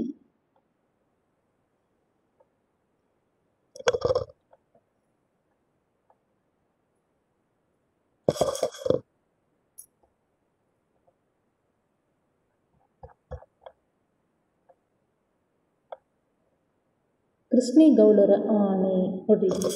ಆನೆ ಅಂತೂ ನೋಡಿದಿರಿ ನೀವೀಗ. ಕೃಷ್ಣೇಗೌಡನ ಆನೆ ಎಂಥ ಆನೆ ಇದು ಎಂಬುದನ್ನು ಇದು ಒಂದು ದೀರ್ಘ ಗದ್ಯವಾಗಿದೆ. ಈ ದೀರ್ಘ ಗದ್ಯದಲ್ಲಿ ನೋಡಬೇಕಾಗಿದೆ.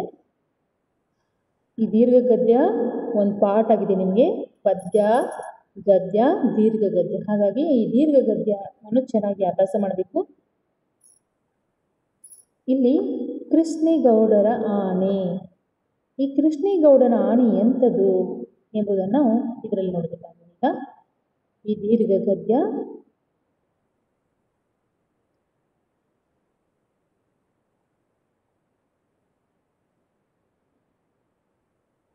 ಇಲ್ಲಿ ಅಧ್ಯಾಯಗಳಿದ್ದಾವೆ.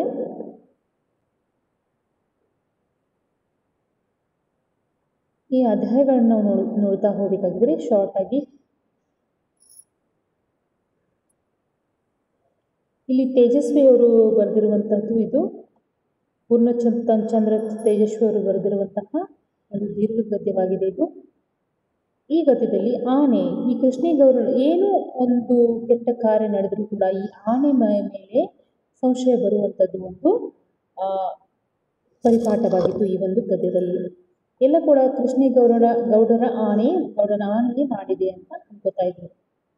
ಮೊದಲಿಗೆ ನಾವು ತೇಜಸ್ವಿಯವರ ಪರಿಚಯ ನೋಡೋಣ. ಲೇಖಕರ ಪರಿಚಯ KP ಪೂರ್ಣಚಂದ್ರ ತೇಜಸ್ವಿ ಅಂತ. ಇವರು ಕನ್ನಡದಲ್ಲಿ ಗಣ್ಯ ಲೇಖಕರಲ್ಲಿ ಮುಖ್ಯರು ಅಂತ ಹೇಳ್ಬೋದು. 1938ರಿಂದ 2007 ಇವರ ಕಾಲ.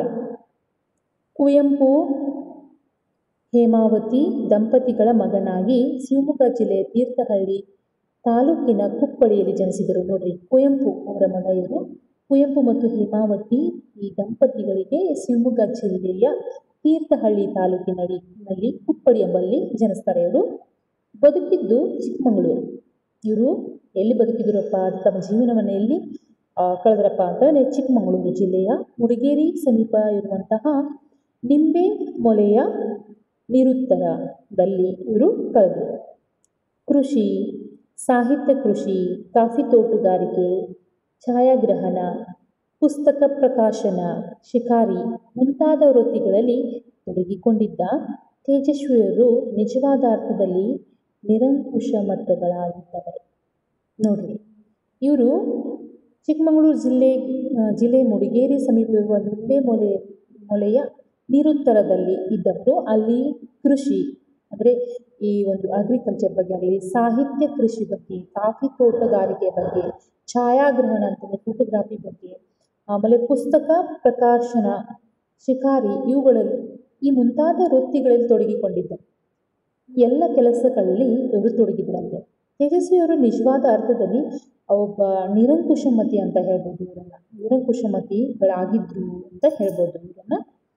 ಇವರ ವಿದ್ಯಾಭ್ಯಾಸ ಮೈಸೂರು, ಶಿವಮೊಗ್ಗ ಮುಂತಾದೆಡೆ ನಡೆಯಿತು. ಇವ್ರ ವಿದ್ಯಾಭ್ಯಾಸ ಎಜುಕೇಷನ್ ಎಲ್ಲಿ ನಡೀತಪ್ಪ ಅಂತಂದರೆ ಮೈಸೂರು ಮತ್ತು ಶಿವಮೊಗ್ಗ ಈ ಮುಂತಾದ ಕಡೆ ನಡೆಯಿತು ಇವ್ರ ವಿದ್ಯಾಭ್ಯಾಸ.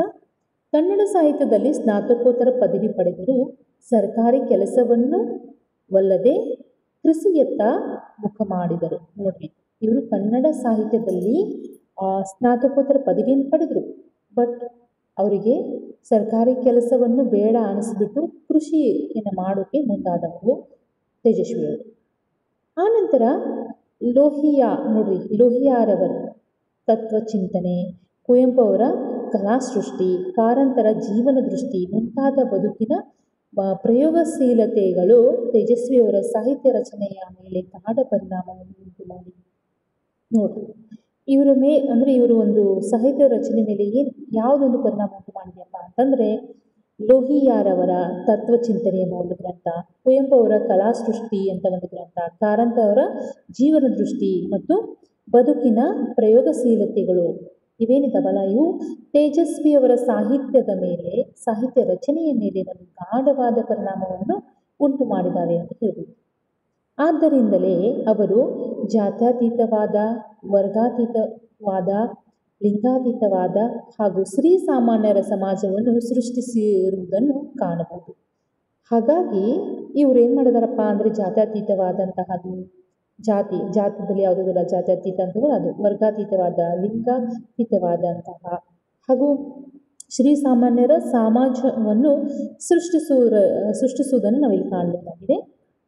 ಸೃಷ್ಟಿಯ ವಿಸ್ಮಯವನ್ನು ನಿಗೂಢವನ್ನು ತೇಜಸ್ವಿ ಕುತೂಹಲದಿಂದ ನೋಡಬಲ್ಲರು.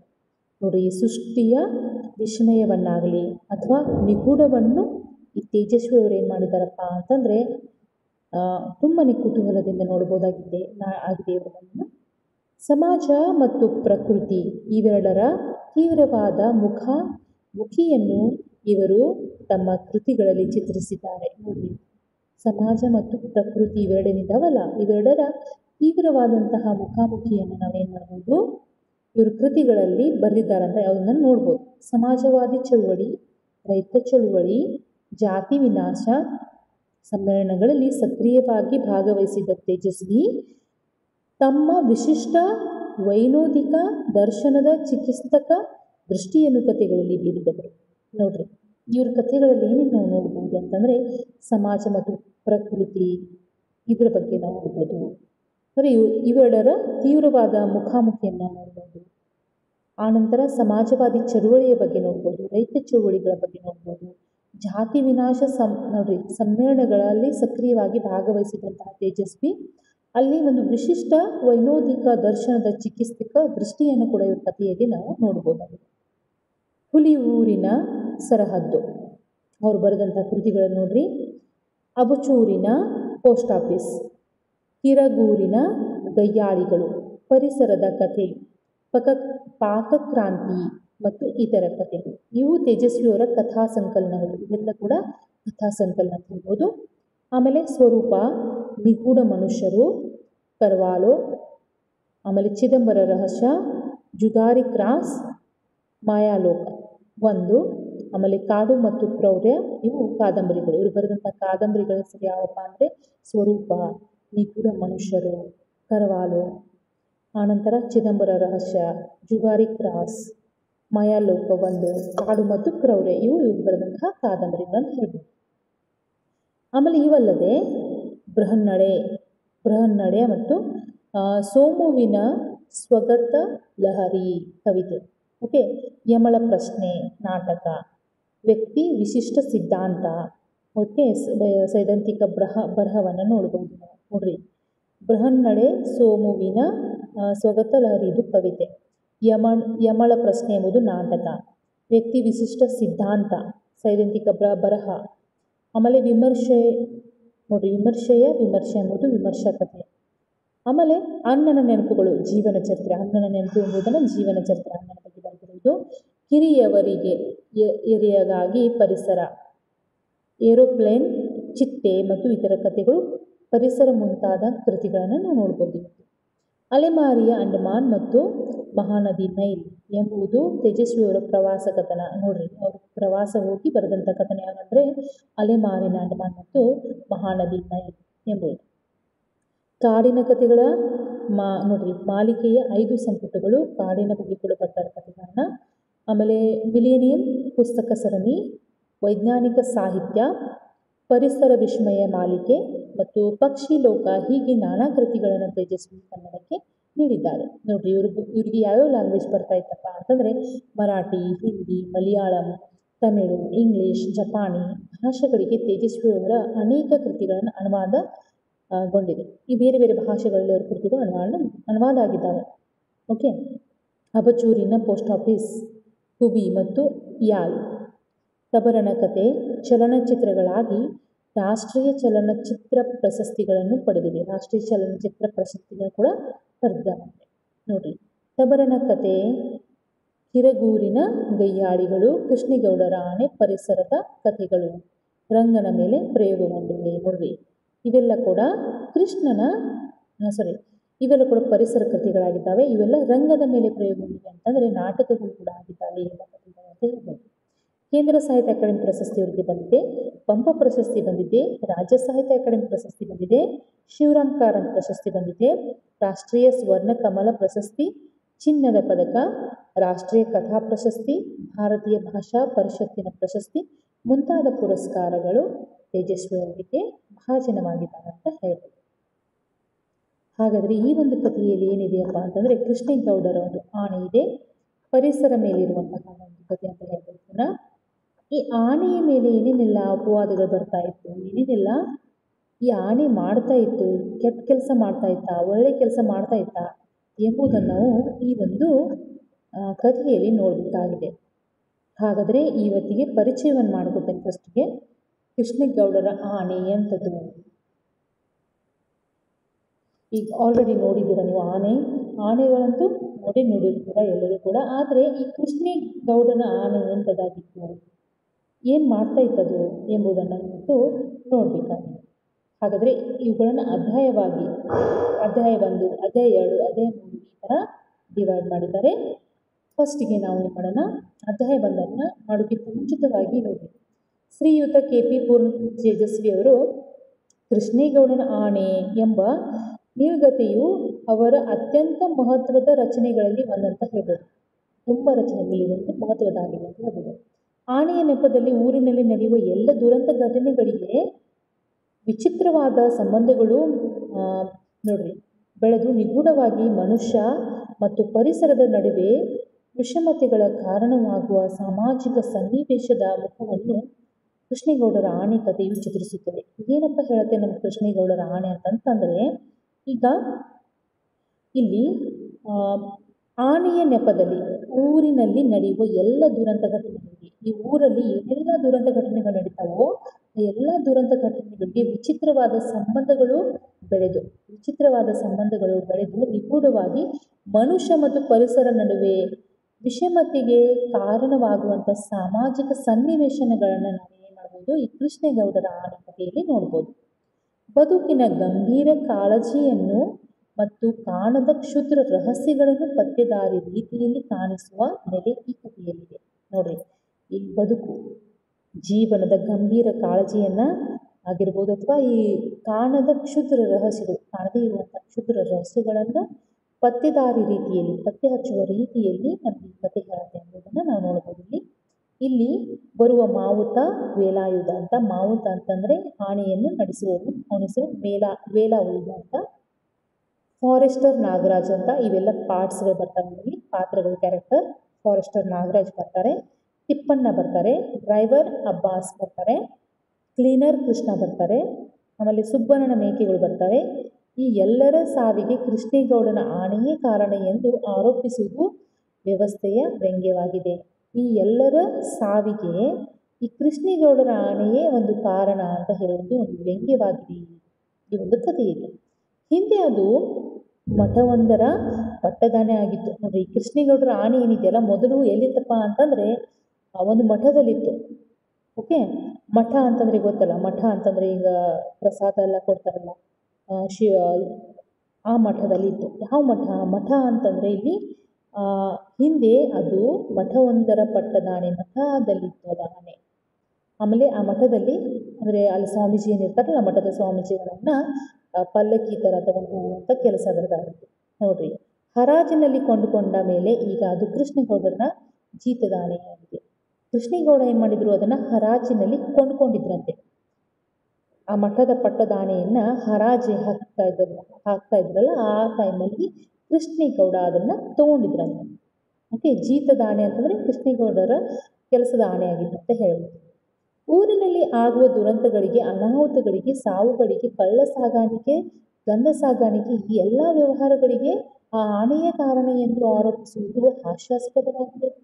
ನೋಡ್ರಿ, ಈ ಒಂದು ಕಥೆಯಲ್ಲಿ ಊರಲ್ಲಿ ಏನೂ ದುರಂತ ಆಗಲಿ, ಅನಾಹುತವಾಗಲಿ, ಸಾವಾಗಲಿ, ಕಳ್ಳ ಸಾಗಾಣಿಕೆ, ಗಂಧದ ಸಾಗಾಣಿಕೆ ಅಂದರೆ ಶ್ರೀಗಂಧದ ಕಟ್ಟಿಗೆಗಳನ್ನ ಸಾಗಾಣಿಕೆ ಮಾಡುವಂಥ ವ್ಯವಸ್ಥೆ ಆಗ್ಬೋದು, ಎಲ್ಲದಕ್ಕೂ ಯಾವುದು ಕಾರಣ ಅಂತ ಹೇಳ್ತಾಯಿದ್ರು, ಈ ಕೃಷ್ಣೇಗೌಡರ ಆಣೆ ಅಂತ ಅದ್ರ ಮೇಲೆ ಆರೋಪ ಹಾಕ್ತಾಯಿದ್ರು. ಹಾಸ್ಯಾಸ್ಪದ ಅಂತ ಹೇಳ್ಬೋದು. ಅದೇ ಹೆಂಗೆ ಮಾಡೋಕ್ಕೆ ಸಾಧ್ಯ ಆಗುತ್ತೆ ಅಂತ. ಪ್ರಸ್ತುತ ಭಾರತದ ಸಾಮಾಜಿಕ, ರಾಜಕೀಯ, ಧಾರ್ಮಿಕ, ಸಾಂಸ್ಕೃತಿಕ ಹಾಗೂ ಅಧಿಕಾರಶಾಹಿ ವ್ಯವಸ್ಥೆಯ ಕರಾಳ ಸತ್ಯಗಳನ್ನು ಈ ಕಥೆ ಚಿತ್ರಿಸಿದೆ. ನೋಡ್ರಿ, ಏನು ಹೇಳ್ತೀವಿ, ಪ್ರಸ್ತುತ ಭಾರತದ ಸಾಮಾಜಿಕ, ಈ ರಾಜಕೀಯ, ಧಾರ್ಮಿಕ, ಸಾಂಸ್ಕೃತಿಕ ಹಾಗೂ ಅಧಿಕಾರಶಾಹಿ ವ್ಯವಸ್ಥೆಯ ಕರಾಳ ಸತ್ಯಗಳನ್ನು ಈ ಕಥೆ ಏನು ಮಾಡುತ್ತೆ, ಚಿತ್ರಿಸ್ತಾ ಇದೆ, ಹೇಳುತ್ತೆ. ಇದು ರಾಜಕೀಯವಾಗಿ ಯಾವ ರೀತಿ ಘಟನೆ ಆಗುತ್ತೆ, ಧಾರ್ಮಿಕವಾದ ಆಗಿರುವಂಥ ಘಟನೆಗಳು, ಸಾಮಾಜಿಕವಾಗಿ ಆಗಿರುವಂಥ ಘಟನೆಗಳನ್ನು, ಅಧಿಕಾರಶಾಹಿಗಳ ವ್ಯವಸ್ಥೆಯನ್ನು, ಈ ಎಲ್ಲವನ್ನು ಈ ಕಥೆ ನಮಗೆ ಹೇಳುತ್ತೆ.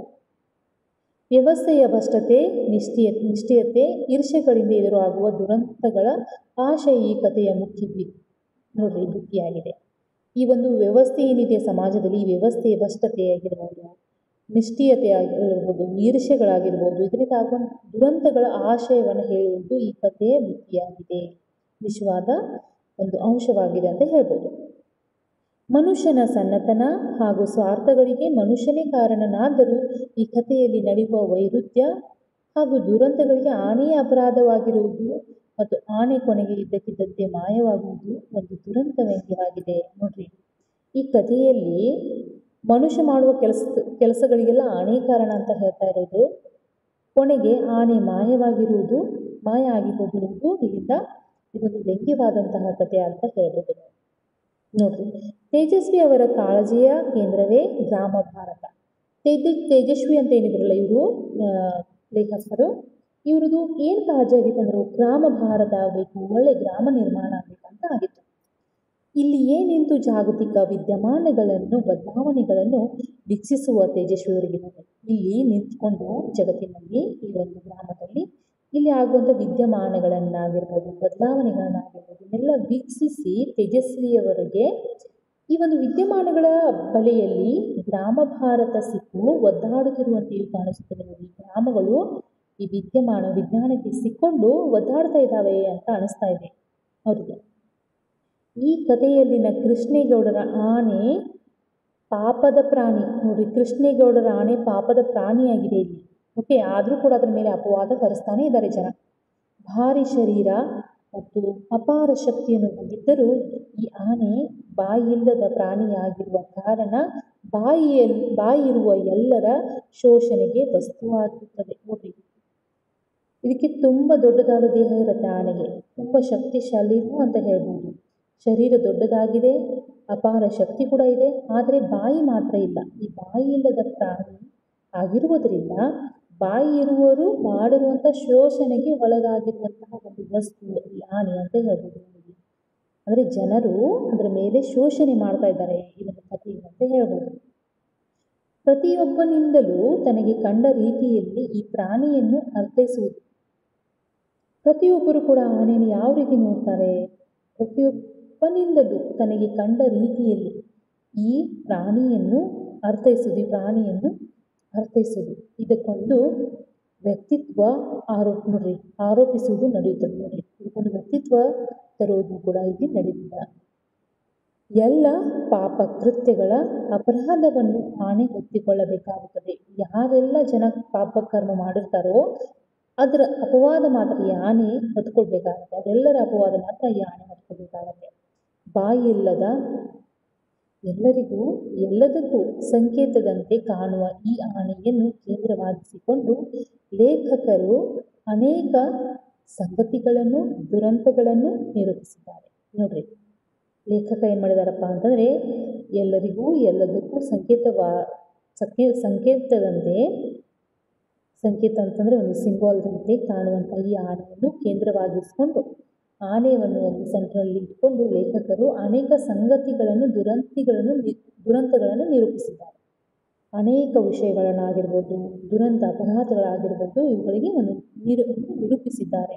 ಆನೆಯನ್ನು ಸಮಸ್ಯೆಯಲ್ಲಿ ಸಿಕ್ಕೊಂಡಿದೆ ಯಾವ ರೀತಿ ಎಂಬುದನ್ನು ತೋರಿಸಿದ್ದಾರೆ. ಪಾತ್ರಗಳ ಮೂಲಕ ಪ್ರಸ್ತುತ ಸಮಾಜದ ಅನೇಕ ಅಂಶಗಳನ್ನು ಹಾಸ್ಯ ಮಿಶ್ರಿತ ವ್ಯಂಗ್ಯದ ಮೂಲಕ ನಮ್ಮಲ್ಲಿರುವ ಜೀವಂತಿಕೆಯ ಬರವಣಿಗೆಯ ಮಾದರಿ ತೇಜಸ್ವಿಯಾಗಿದೆ ನೋಡ್ರಿ. ಅನೇಕ ಪಾತ್ರಗಳ ಮೂಲಕ ಒಂದು ಕಥೆ ಬರೀಬೇಕಾದ್ರೆ ಪಾತ್ರಗಳು ಇಂಪಾರ್ಟೆಂಟ್ ಆಗಿರುತ್ತವೆ, ಹೌದಾ? ಕಥೆ ಬರೀಬೇಕಾದ್ರೆ ಹಾಗಾಗಿ ಅನೇಕ ಪಾತ್ರಗಳ ಮೂಲಕ ಸಮಾಜದ ಅನೇಕ ಅಂಶಗಳನ್ನು ಹಾಸ್ಯ ಮಿಶ್ರಿತ ವ್ಯಂಗ್ಯದ ಮೂಲಕ, ಹಾಸ್ಯದಿಂದ ಕೂಡಿರುವಂಥ ಒಂದು ವ್ಯಂಗ್ಯದ ಮೂಲಕ ನಮ್ಮ ಮುಂದೆ ಇಡುವಂತಹ ಒಂದು ಪ್ರಯತ್ನ ಮಾಡಿದ್ದಾರೆ ತೇಜಸ್ವಿ. ಅಂದರೆ ನಮ್ಮ ಮುಂದಿಡುವ ಜೀವಂತಿಕೆಯ ಬರವಣಿಗೆಯ ಮಾದರಿ ತೇಜಸ್ವಿ ಇವರದಾಗಿದೆ. ಒಂದು ಬರವಣಿಗೆಯ ರೂಪದಲ್ಲಿ ನಮ್ಮ ಮುಂದೆ ಇಟ್ಟಿದ್ದಾರೆ. ಅದು ತೇಜಸ್ವಿಯವರ ಒಂದು ಮಾದರಿ. ತೇಜಸ್ವಿ ಇವತ್ತು ಅಂದರೆ ಒಂದು ಜೀವಂತಿಕೆಯ ಬರವಣಿಗೆಯೇ ಮಾದರಿಯನ್ನು ನಮ್ಮ ಮುಂದೆ ಇಡೋಕ್ಕೆ ಒಬ್ಬ ಪ್ರಸಿದ್ಧ ವ್ಯಕ್ತಿ ಅಂತ ಹೇಳ್ಬೋದು ನಾವು. ಓಕೆ, ಈ ವ್ಯಂಗ್ಯ ನೋಡ್ಬೋದು ನಾವು ಸಮಾಜದಲ್ಲಿ ಅನೇಕ ಅಂಶಗಳನ್ನು ನೋಡ್ಬೋದು. ಇದು ಹಾಸ್ಯ ಮಿಶ್ರಿತ ವ್ಯಂಗ್ಯದ ಮೂಲಕ ಹಾಸ್ಯಮಯವಾಗಿ ವ್ಯಂಗ್ಯಮಯವಾಗಿ ನಮ್ಮ ಮುಂದೆ ಇಡುವುದು ಕೂಡ ಒಂದು ಹವ್ಯಾಸ ಅಂತ ಹೇಳ್ಬೋದು. ಆ ಜೀವಂತಿಕೆಯ ಬರವಣಿಗೆ, ಒಂದು ಜೀವಂತವಾದ ಬರವಣಿಗೆಯನ್ನು ನಮ್ಮ ಮುಂದೆ ಇಟ್ಟಿದ್ದಾರೆ ತೇಜಸ್ವಿ. ಈ ಕಾರಣದಿಂದ ಅವರು ಸಮಕಾಲೀನ ಕಥೆಗಾರರ ನಡುವೆ ಭಿನ್ನವಾಗಿ ಕಾಣುತ್ತಾರೆ. ಈ ರೀತಿ ಒಂದು ಒಳ್ಳೆಯ ಬರವಣಿಗೆಗಾರ ಆಗಿರುವುದರಿಂದ ಈ ಒಂದು ಸಮಕಾಲೀನ ಕಥೆಗಾರರು, ಅನೇಕ ಕಥೆಗಾರರಿದ್ದಾರೆ, ಅದರಲ್ಲಿ ಇವರೊಬ್ಬರು ಭಿನ್ನವಾಗಿ ನಮ್ಮ ಕಣ್ಣಿಗೆ ಕಾಣಿಸ್ತಾರೆ ಅಂತ ಹೇಳ್ಬೋದು ತೇಜಸ್ವಿ. ಹಾಗಾದರೆ ಕೃಷ್ಣೇಗೌಡರನ ಬಳಿ ಇರುವ ಆನೆ ಪಟ್ಟಣವಾಸಿಯಾಗಿದೆ. ಕೃಷ್ಣೇಗೌಡರ ಬಳಿ ಇತ್ತಲ್ಲ ಅದು ಆನೆ ಪಟ್ಟಣವಾಸಿ ಅಂತಂದರೆ ಸಿಟಿಯಲ್ಲಿರುವುದಾಗಿದೆ. ಈ ಕಾರಣದಿಂದಾಗಿ ಪಟ್ಟಣದ ಜನ ಅದಕ್ಕೂ ತಮ್ಮಂತೆಯೇ ಒಂದು ವ್ಯಕ್ತಿತ್ವವನ್ನು ಆರೋಪಿಸುತ್ತಾರೆ. ಹಾಗಾಗಿ ಪಟ್ಟಣ ಅಂತಂದರೆ ಸಿಟಿಯಲ್ಲಿರುವಂಥ ಜನ ತಾವು ಯಾವ ರೀತಿ ಜೀವನ ಮಾಡ್ತಾರೋ ಅದೇ ರೀತಿ ಅದಕ್ಕೂ ಕೂಡ ಒಂದು ವ್ಯಕ್ತಿತ್ವವನ್ನು ಇಲ್ಲಿ ಆರೋಪಿಸಿದ್ದಾರೆ. ಆನೆಯು ಕಾಡಾನೆಗಳಿಂದ ಸಂಪೂರ್ಣವಾದ ಭಿನ್ನ ನಡವಳಿಕೆಯನ್ನು ಹೊಂದಿದೆ ನೋಡ್ರಿ. ಆ ಆನೆ ಏನಿದೆಯಲ್ಲ, ಕಾಡಾನೆ ಅಂತಂದರೆ ಕಾಡಿನಲ್ಲಿ ವಾಸ ಆಗಿರುವಂಥ ಆನೆಗಳಿಗಿಂತ ಬೇರೆವಾದ ನಡವಳಿಕೆ ಅಂದರೆ ವ್ಯಕ್ತಿತ್ವ, ಕ್ಯಾರೆಕ್ಟರನ್ನು ಹೊಂದಿದೆ ಅದು. ಕಾಡಾನೆಗಳಲ್ಲಿ ಪ್ರಾಕೃತಿಕವಾದ ಚಲನವಲನಗಳು ಪ್ರಧಾನವಾಗಿದ್ದರೆ ನೋಡ್ರಿ, ಕಾಡಿನಲ್ಲಿ ವಾಸವಾಗಿರುವಂತಹ ಪ್ರಾಣಿಗಳಿಗೆ ಪ್ರಾಕೃತಿಕವಾದ ಪ್ರಕೃತಿಗೆ ಸಂಬಂಧಪಟ್ಟಂತೆ ಚಲನವಲನ ಅಂತಂದರೆ ಅವುಗಳ ಕ್ಯಾರೆಕ್ಟರ್ಗಳಿದ್ದರೆ ಪ್ರಧಾನವಾಗಿದ್ದರೆ, ಈ ಆನೆಯು ಮಾನವನ ಬದುಕಿನ ನಡವಳಿಕೆ ಮತ್ತು ನಿಯಂತ್ರಣಕ್ಕೆ ಒಳಗಾಗಿದೆ. ಬಟ್ ಈ ಆನೆ ಏನಿದೆಯಲ್ಲ ಸಿಟಿಯಲ್ಲಿ ವಾಸವಾಗಿರುವುದರಿಂದ ಮನುಷ್ಯನ ಬದುಕಿನ ನಡವಳಿಕೆ ಹೇಗಿದೆ ಮತ್ತು ಅದು ಯಾವ ರೀತಿ ನಿಯಂತ್ರಣಕ್ಕೆ ಒಳಗಾಗಿದೆ ಎಂಬುದನ್ನು ತೋರಿಸುತ್ತೆ. ಮಾನವನ ಸ್ವಾರ್ಥ ಮೂಲ ನೆಲೆಯಿಂದ ಉನ್ನತವಾದ ಬಲವಂತದಲ್ಲಿ ತನ್ನ ಸಹಜ ಸ್ವರೂಪವನ್ನು ಬಿಟ್ಟುಕೊಟ್ಟಿದೆ ನೋಡ್ರಿ. ಇದು ಮಾನವನ ಸ್ವಾರ್ಥ ಮೂಲ ನೆಲೆಯಿಂದ ಹಿಡ್ಕೊಂಡು ತನ್ನ ಸ್ವಾರ್ಥದ ಬಗ್ಗೆ ಹಿಡ್ಕೊಂಡು ಮಾನವನ ಸ್ವಾರ್ಥದ ಬಗ್ಗೆ ಹಿಡ್ಕೊಂಡು ಉನ್ನತವಾದಂಥ ಬಲವಂತದಲ್ಲಿ ತನ್ನ ಸಹಜ ಸ್ವಭಾವವನ್ನು ಇಲ್ಲಿ ಹೇಳ್ತಾ ಇದೆ, ಬಿಟ್ಟುಕೊಟ್ಟಿರುವುದು. ಅದು ತನಗಾಗಿ ಅಲ್ಲದೆ ಪರರ ಇಚ್ಛೆ ಮತ್ತು ನಿಯಂತ್ರಣದಲ್ಲಿ ಬದುಕಬೇಕಾಗಿದೆ. ತನಗಾಗಿ ಬದುಕ್ತಾ ಇಲ್ಲ ಆನೆ, ಬೇರೆಯವರ ಇಚ್ಛೆಗಾಗಿ ಬೇರೆಯವರ ನಿಯಂತ್ರಣದಲ್ಲಿ ಬದುಕ್ತಾ ಇದೆ. ತೇಜಸ್ವಿ ಅವರು ಮಹತ್ವಾಕಾಂಕ್ಷೆಯ ಈ ಕಥೆಯು ತೇಜಸ್ವಿಯವರ ಬದುಕಿನ ಮತ್ತು ಬರವಣಿಗೆಯ ಸಮಗ್ರ ಗ್ರಹಿಕೆಯನ್ನು ಹಿಡಿದಿಡಲು ಪ್ರಯತ್ನಿಸಿದೆ. ಈ ಕಥೆ ಏನಿದೆಯಲ್ಲ, ತೇಜಸ್ವಿಯವರ ಕಥೆ ಬದುಕಿನ ಮತ್ತು ಬರವಣಿಗೆ ಸಮಗ್ರ ಗ್ರಹಿಕೆಯನ್ನು ಏನು ಹಿಡಿದಿಡಲು ಪ್ರಯತ್ನಿಸಿದೆ. ಈ ಕಥೆ ಇಂಗ್ಲಿಷ್, ಹಿಂದಿ, ಮರಾಠಿ ಮತ್ತು ಮಲಯಾಳಿ ಭಾಷೆಗಳಿಗೆ ತರ್ಜುಮೆಗೊಂಡಿದೆ, ಅಂದರೆ ಅನುವಾದವಾಗಿದೆ. ಇಂಗ್ಲಿಷ್ ಆಗಿರ್ಬೋದು, ಹಿಂದಿ, ಮರಾಠಿ ಮತ್ತು ಮಲಯಾಳಿ ಭಾಷೆಗಳಿಗೆ ಅನುವಾದಗೊಂಡಿದೆ ಅಂತ ಹೇಳ್ಬೋದು ನಾವು ಈ ಒಂದು ಕಥೆ. ಹಾಗಾದರೆ ಅಧ್ಯಾಯ 1 ಈ ಅಧ್ಯಾಯ 1 ಏನು ಮಾಡಿತು ಈ ಕೃಷ್ಣೇಗೌಡರ ಆನೆ ಎಂಬುದನ್ನು ನಾವು ಪ್ರಾರಂಭ ಮಾಡೋಣ. ನೋಡ್ರಿ, ನನ್ನ ಹಳೆಯ ಫೋರ್ಡ್ ಜೀಪಿನ ಗೇರ್ ಬಾಕ್ಸ್ ನೋಡ್ರಿ ಆಗಿಂದಾಗೆ ತೊಂದರೆ ಕೊಡುತ್ತಲೇ ಇರುತ್ತದೆ. ಅದನ್ನು ನಾನು ಸದಾ ರಿಪೇರಿ ಮಾಡುತ್ತಿರುವುದು ನೋಡಿ ಕೆಲವರು ಹಳೆಯ ಮಿಲಿಟರಿ ಜೀಪುಗಳ ಹಣೆಬರಹವೇ ಇಷ್ಟು. ನೋಡ್ರಿ, ನನ್ನ ಹಳೆಯ ಫೋರ್ಡ್ ಜೀಪಿನ ಗೇರ್ ಬಾಕ್ಸ್ ಅಂತಂದರೆ ಇಲ್ಲಿ ಒಬ್ಬ ವ್ಯಕ್ತಿಯ ಜೀಪ್ ಏನಿದೆಯಲ್ಲ ಅದರ ಗೇರ್ ಬಾಕ್ಸ್ ತುಂಬ ತೊಂದರೆ ನೀಡ್ತಾ ಇರುತ್ತೆ. ಅದನ್ನು ಯಾವಾಗಲೂ ರಿಪೇರಿ ಮಾಡ್ತಾನೆ ಆಗ್ತಾ ಇತ್ತು. ಹಾಗಾಗಿ ಏನಂತಾರೆ ಮಾಡುತ್ತಿರುವುದು ನೋಡಿ ಕೆಲ ಜನ ಏನು ಹೇಳ್ತಾ ಇದ್ದಾರೆ ಅಂದರೆ ಈ ಮಿಲಿಟರಿ ಜೀಪ್ಗಳ ಹಣೆ ಬರ ಇಷ್ಟೇ ಆಗಿರುತ್ತೆ, ಹಾಗಾಗಿ ಅದನ್ನು ಗೇರ್ ಬಾಕ್ಸ್ ತೆಗೆದು ಹಾಕಿ ಹೊಸ ಒಂದು ಮಾಡೆಲಿನ ಅಂದರೆ ಮಿಲಿಯಸ್ ಜೀಪ್ ಗೇರ್ ಬಾಕ್ಸನ್ನು ಜೋಡಿಸಿಬಿಡಿ, ಬೇರೆ ಒಂದು ಹೊಸ ಜೀಪಿನ ಗೇರ್ ಬಾಕ್ಸನ್ನು ಅದಕ್ಕೆ ಜೋಡಿಸಿಬಿಡಿ ಎಂದು ಸಲಹೆಯನ್ನು ನೀಡ್ತಾ ಇದ್ರಂತೆ ಆ ವ್ಯಕ್ತಿಗೆ. ಆದರೆ ನನಗೆ ಈ ಪುರಾತನ ಕಾಲದ ಜೀಪಿನ ಹಳೆಯ ಭಾಗಗಳನ್ನು ಬದಲಿಸಿ ಅದರ ಒರಿಜಿನಾಲಿಟಿ ಹಾಳು ಮಾಡುವುದು ಸರಿ ತೋರಲಿಲ್ಲ. ಆದರೆ ಆ ವ್ಯಕ್ತಿಗೆ ಏನು ಆಗ್ತಾ ಇತ್ತಪ್ಪ ಅಂತಂದರೆ ಹಳೆಯ ಕಾಲದ ಇರುವಂಥ ಈ ಜೀಪಿನ ಗೇರ್ ಬಾಕ್ಸನ್ನು ಬದಲಿಸಿ ಅದರ ಒರಿಜಿನಲ್ ರಿಯಾಲಿಟಿ ಏನಿದೆಯಲ್ಲ ಅದನ್ನು ಚೇಂಜ್ ಮಾಡೋದು ಅವನಿಗೆ ಸರಿ ಅನ್ನಿಸ್ತಾ ಇರಲಿಲ್ಲ ಆ ವ್ಯಕ್ತಿಗೆ, ಆ ಜೀಪ್ ಇರುವಂಥ ವ್ಯಕ್ತಿಗೆ. ನನ್ನ ಈ ಒರಿಜಿನಾಲಿಟಿ ಉಳಿಸುವ ಪ್ರಯತ್ನದಿಂದ ತಿಂಗಳಿಗೊಮ್ಮೆ ಜೀಪಿನ ಅಡಿ ಬಿದ್ದುಕೊಂಡು ಅದರ ಗೇರ್ ಬಾಕ್ಸ್ ಬಿಚ್ಚಿ ರಿಪೇರಿ ಮಾಡುವ ಕೆಲಸ ಖಾಯಮಾಗಿತ್ತು. ಹಾಗಾಗಿ ಏನು ಮಾಡ್ತಾ ಇದ್ರಪ್ಪ ಅಂತಂದರೆ ಆ ವ್ಯಕ್ತಿ ತನ್ನ ಜೀಪನ್ನು ಪ್ರತಿ ಒಂದು ತಿಂಗಳಿಗೆ ಅಂತ ಹೇಳ್ಬೋದು. ನೋಡ್ರಿ, ಇಲ್ಲಿ ಆ ಒಂದು ಒರಿಜಿನಾಲಿಟಿ, ಆ ಜೀಪಿನ ಒರಿಜಿನಾಲಿಟಿ ಉಳಿಸುವ ಪ್ರಯತ್ನದಿಂದ ತಿಂಗಳಿಗೊಮ್ಮೆ ಏನು ಮಾಡ್ತಾಯಿದ್ರು ಆ ಒಂದು ಜೀಪಿನ ಮಾಲೀಕ ಅದರ ಅಡಿ ಅಂತಂದರೆ ಅದರ ಕೆಳಗಡೆ ಬಿದ್ದುಕೊಂಡು ಆ ಗೇರ್ ಬಾಕ್ಸನ್ನು ರಿಪೇರಿ ಮಾಡುವಂತಹ ಕೆಲಸವನ್ನು ಯಾವತ್ತೂ ಮಾಡ್ತಾನೆ ಇದ್ದಂತೆ.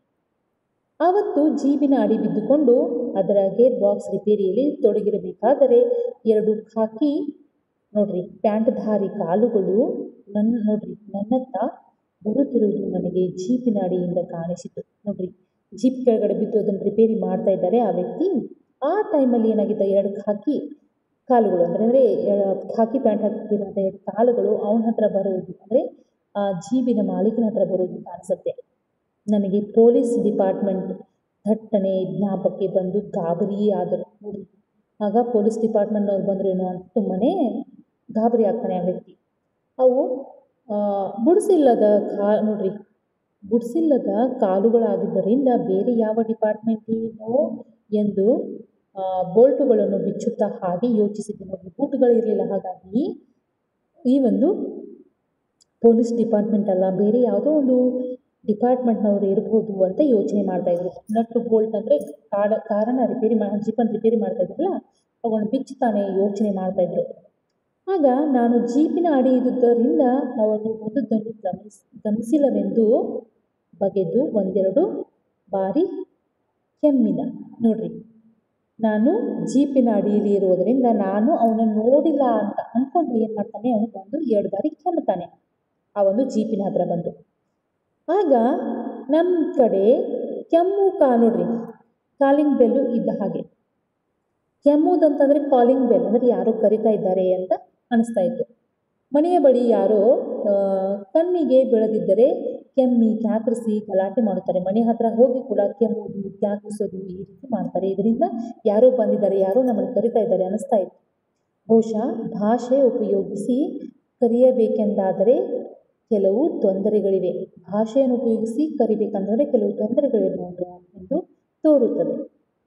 ಮನೆಯವರ ಹೆಸರು ಏನು?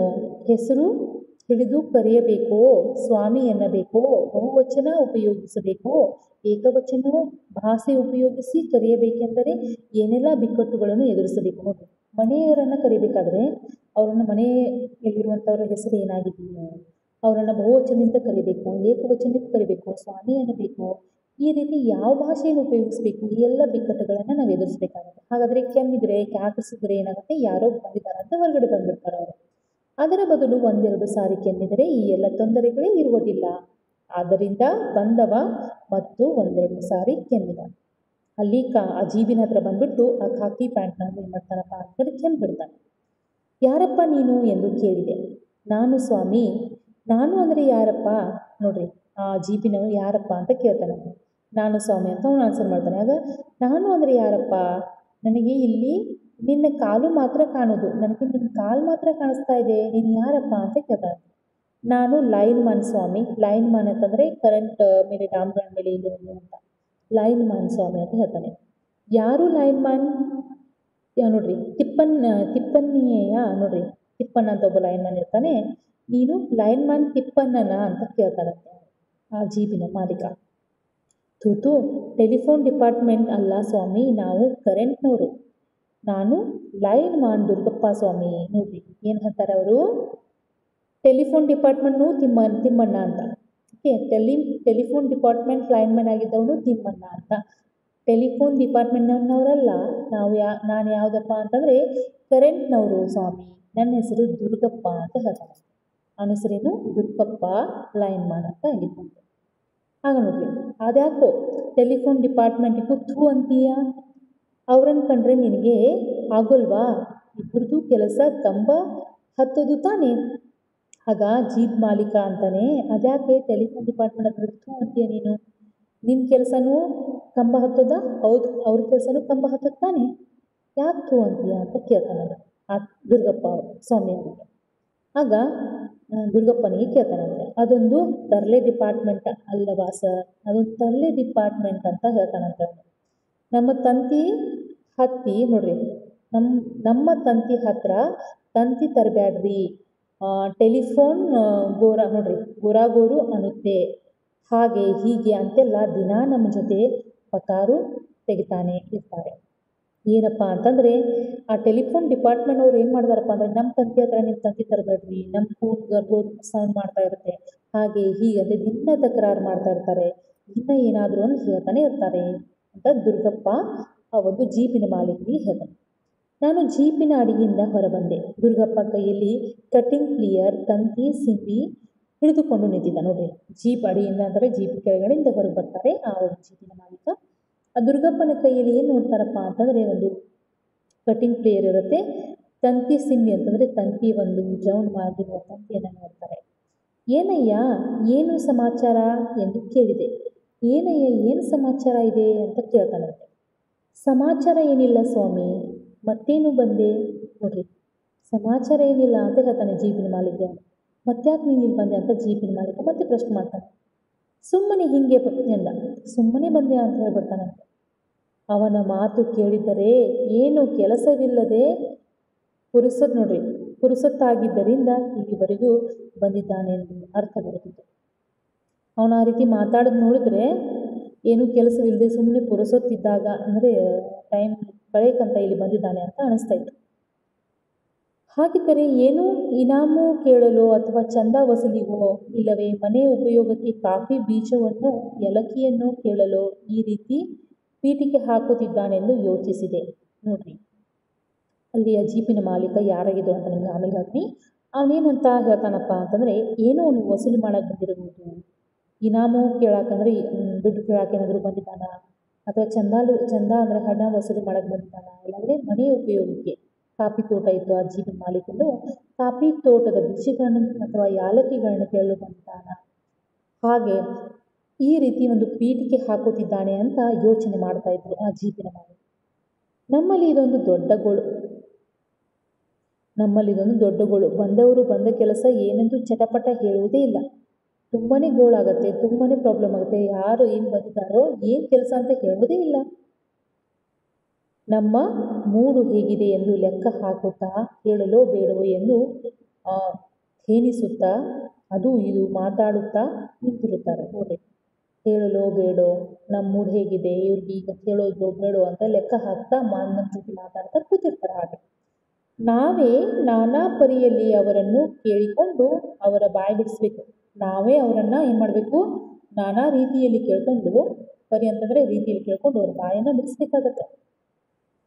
ಅಲ್ಲಿವರೆಗೂ ಅವರು ಬಂದುದಕ್ಕೆ ಅರ್ಥಾತ್ ಸಂಬಂಧವಿಲ್ಲದ ವಿಷಯ ಮಾತಾಡುತ್ತಾ ಅನ್ಯ ಮನಸ್ಕರವಾಗಿ ನಿಂತಿರುತ್ತಾರೆ. ನನಗೆ ಆವತ್ತು ಇದಕ್ಕೆಲ್ಲ ತಾಳ್ಮೆ ಇರಲಿಲ್ಲ ನೋಡಿ. ಆವತ್ತು ಇಲ್ಲಿ ಏನಾಗುತ್ತಪ್ಪ ಅಂತಂದರೆ, ಅರ್ಥಾತ್ ಅವರು ಸಂಬಂಧವಿಲ್ಲದ ವಿಷಯಗಳನ್ನ ಮಾತಾಡ್ತಾ ಅನ್ಯ ಮನಸ್ಕರಾಗಿ ನಿಂತಿರ್ತಾರೆ. ಆವತ್ತು ಜೀಪಿನ ಮಾಲೀಕ ಹತ್ರ ಟೈಮ್ ಇರಲಿಲ್ಲ, ತಾಳ್ಮೆನೂ ಇರಲಿಲ್ಲ. ಓಕೆ, ಸುಮ್ಮನೆ ಹೀಗೆ ಯಾಕೆ ಇಲ್ಲಿಯವರೆಗೆ ಬರ್ತೀಯಾ? ಬಂದ ವಿಷಯ ಏನಂತ ಜರೂರಾಗಿ ಹೇಳೋ ಮರಾಯ ಅಂತಾನೆ ಅವನು.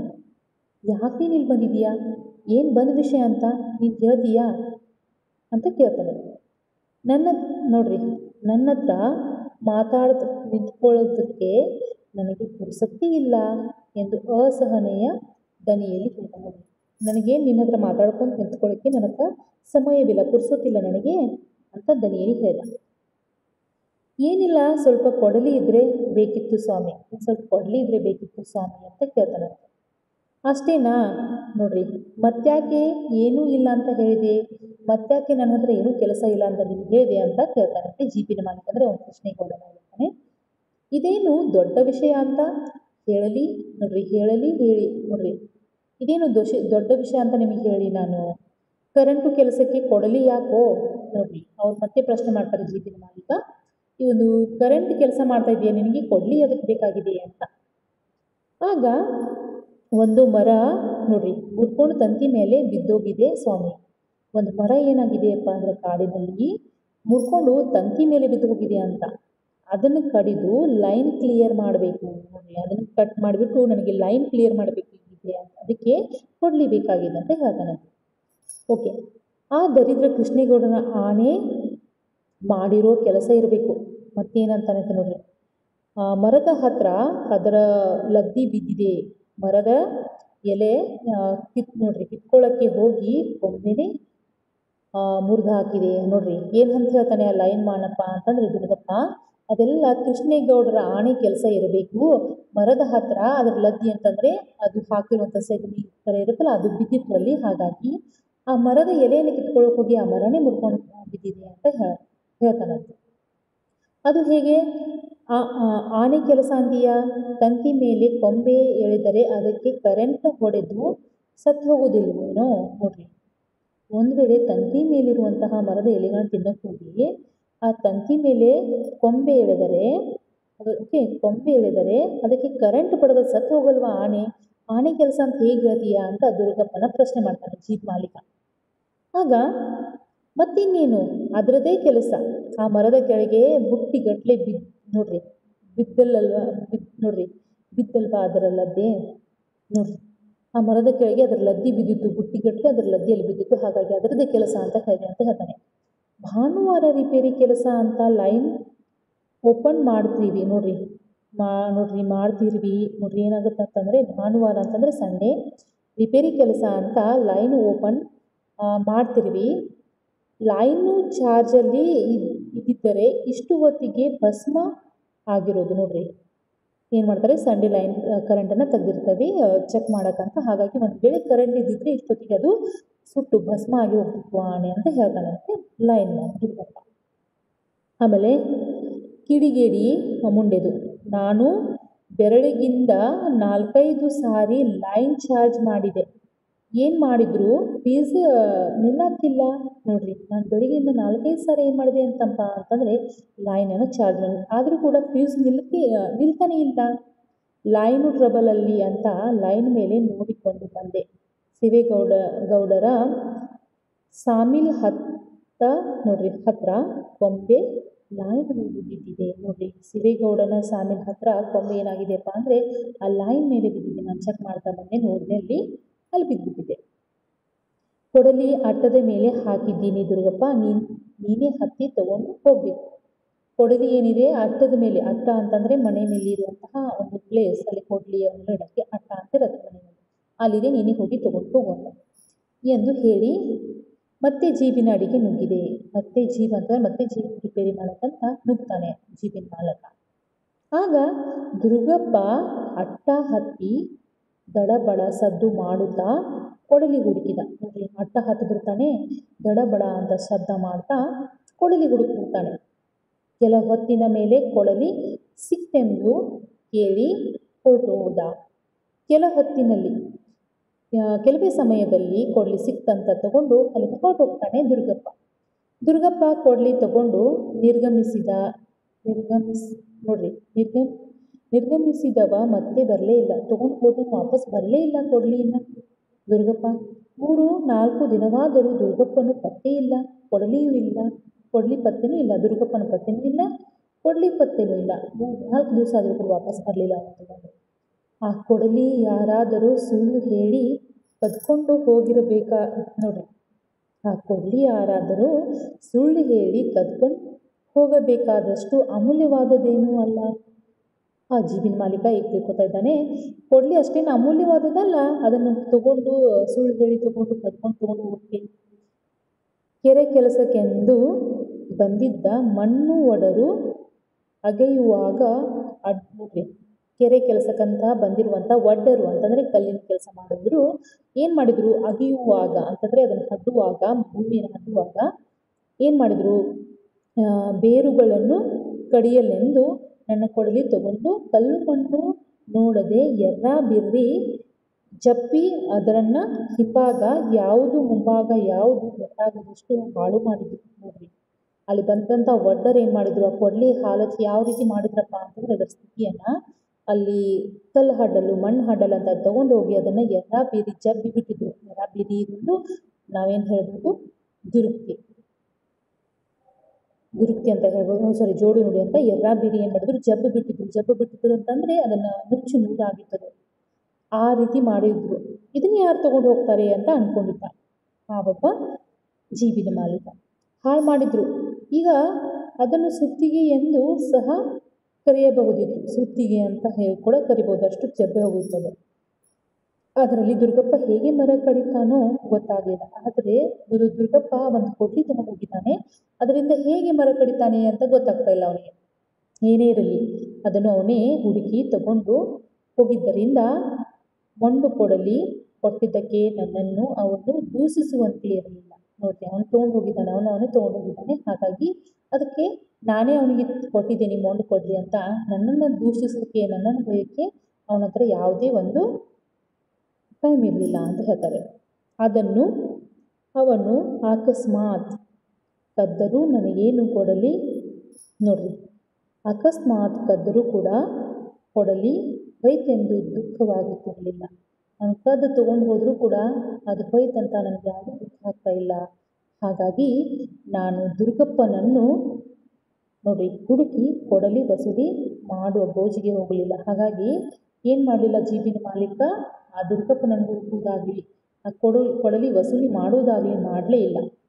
ಮುಂದೆ ಏನು ಮಾಡ್ತಾನಪ್ಪ ಅಂತಂದರೆ ನಾವು ಮುಂದಿನ ಒಂದು ಅಧ್ಯಾಯದಲ್ಲಿ ದುರ್ಗಪ್ಪ ಏನು ಮಾಡಿದ, ಆ ಕೊಡಲಿ ಎಲ್ಲಿ ಹೋಯಿತು, ದುರ್ಗಪ್ಪ ಯಾವ ಒಂದು ತೊಂದರೆಯಲ್ಲಿ ಸಿಕ್ಕಾಕೊಂಡಿದ್ದಾನೆ ಎಂಬುದನ್ನು ನಾವು ಮುಂದಿನ ತರಗತಿಯಲ್ಲಿ ನೋಡೋಣ.